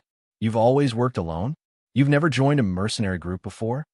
Morrison's asked with a half-smile. Yeah, why? Leger was surprised. You need to pass the Mercenary Association's test to apply for a mercenary group. It's not like they'll approve it as soon as you say you want to. Besides, there's a lot of information about mercenary groups and mercenary groups, such as the names of the members and when they were established. Employers can check our information after paying some money, Morrison's explained. Then what do you suggest we do? Let's just talk to them. It's not like we have to earn money from them, Morrison's University said casually. In fact, he didn't want this deal to go through. Going to an abandoned hydra nest was obviously a scam. Leger thought for a moment, then slowly stood up and walked towards the group of young men. Some of them saw that Leger was walking towards them and looked at Leger curiously. Hello, may I ask if you want to go to a hydra nest? Do you need a guide? Leger asked with a smile. Yes, you are. The young man in the lead stood up. My name is Leger, a 7th grade rogue. Leger said politely, half a year ago, I found a hydra nest by accident. It was very dangerous at that time, so I remember it very clearly. If you're interested, I can take you there. He deliberately said that it was half a year ago, so that he would have an excuse to explain himself. Great, the young man in the lead said excitedly. He then reached out his hand to Leger. My name is Asa, a 6th grade warlock. Nice to meet you. Nice to meet you. Leger also reached out his hand. He paused for a moment. My job is to be a guide, right? Cessation secretly curled his lips. Both of them were 6th grade magicians, but Cessation was an unorthodox magician, while Cessation had undergone systematic learning. Cessation didn't know when this habit formed. Anyway, these two magicians always looked down on each other. Of course. The man called Asa nodded and said, I know that the Teresham Mountains are full of danger. Don't worry, leave it to us. Does that mean we can sign the contract? Leger smiled. Asa was stunned for a moment. Then he left his seat and walked towards the woman with her back facing the hall. His expression became a bit more cautious. Then he said softly, Dean, you see, the conversation in the hall instantly disappeared without a trace. Almost everyone's eyes were focused on the woman's back. Some words couldn't be used carelessly.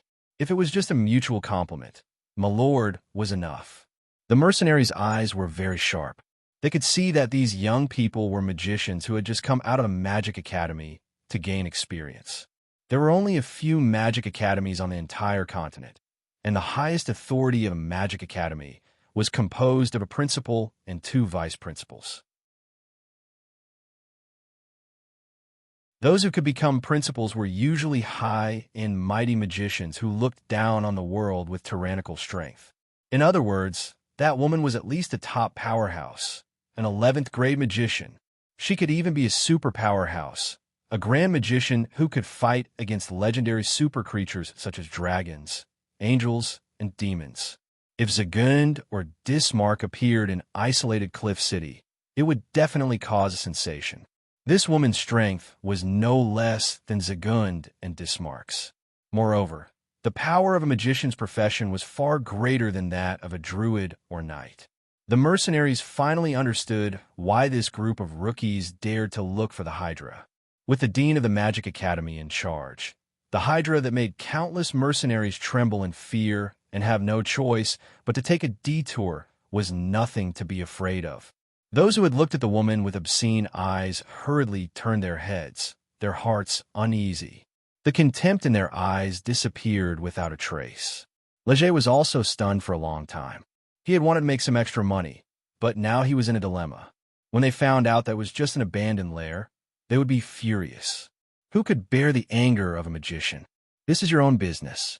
Make your own decision. Don't ask me, the woman said in a cold voice. Yes, principal, Asa responded and slowly stepped back.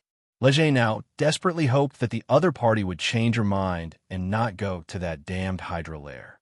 Unfortunately, Asa said to him in a friendly tone, "We can go to the Mercenary Association to sign the contract.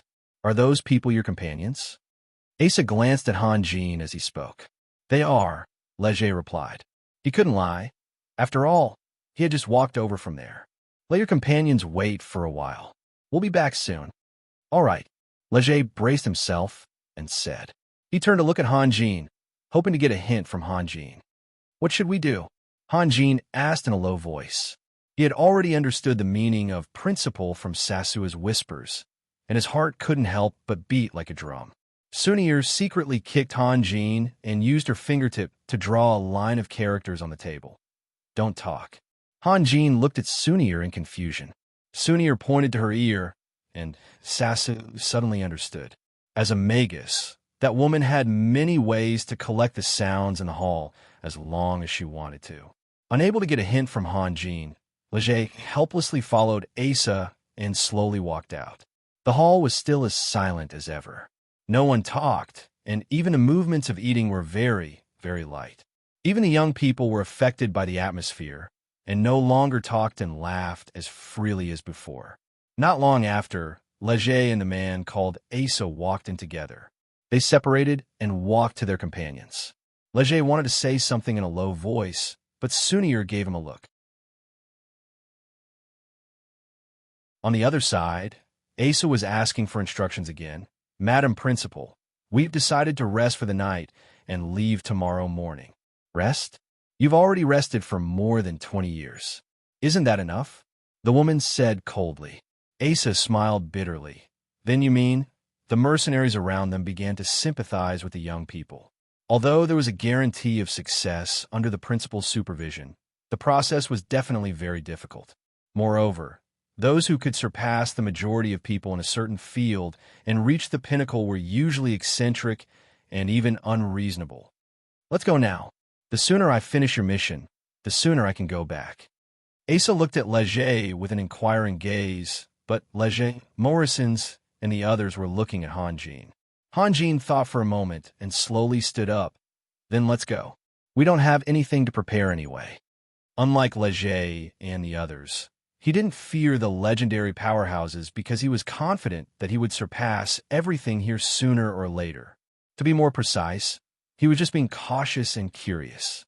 Being cautious meant that he didn't want to provoke them for no reason, while being curious meant that he wanted to find out just how powerful a superpowerhouse was. It was also a goal for him to set himself up. All right. The young man named Asa liked Han Jin's straightforwardness.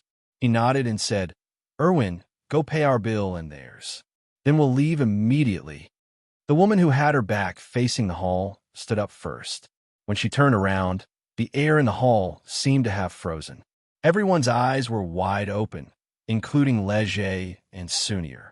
In their minds, the principal of a magic academy should be over 60 or 70 years old.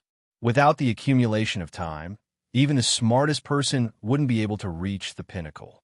However, the woman in front of them subverted their common sense. The mercenaries thought that she was just an old woman who took good care of herself. No one expected her to be so young. However, compared to her appearance, her age was completely negligible. At the very least, people had forgotten to pay attention to it. She had an absolutely beautiful, pure, and flawless face, a pair of willow leaf eyebrows, showing a bit of weakness, but her slightly thin lips were tightly pursed like a sword and also carried a bit of valiance. The originally contradictory temperaments on her face merged into one, and the most attractive thing was her pair of eyes. Her eyes were large, curved, and rippling like a lake under the spring sun, clear and shining, and her extremely long eyelashes added a bit of a lovely and moving feeling. However, her overall aura had nothing to do with delicateness. It was more like coldness. She was like a warrior who was about to fight a decisive battle. Every movement and every look in her eyes made people feel cold disdainful, and arrogant. It was hard to understand how such delicate eyebrows, such a pure face, and such beautiful eyes could combine together to become a piece of eternal ice. In her hand was a magic staff that could be described as sensational. It was golden in color, and there was a golden sphere at the top. It was twice the size of Morrison's fist. There were several magic crystals of different attributes embedded in the sphere.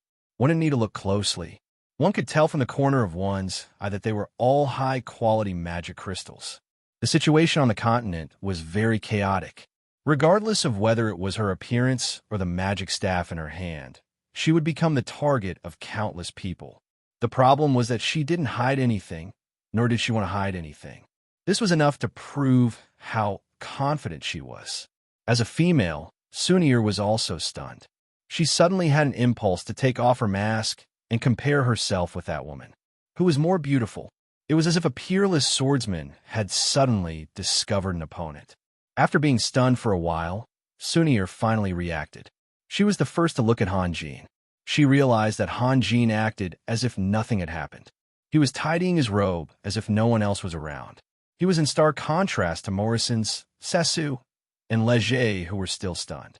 Sunir couldn't help but secretly smile. Of course, it was a very sweet smile. "Let's go. What are you all doing?" Hanjin said impatiently. Due to the difference in information, his resistance to beauty was one of a kind in this world. No matter how beautiful his face was, it was just a poster. You're tuning into the Warrior Lore YouTube channel. Don't forget to subscribe and join us on this journey to catch the most captivating stories.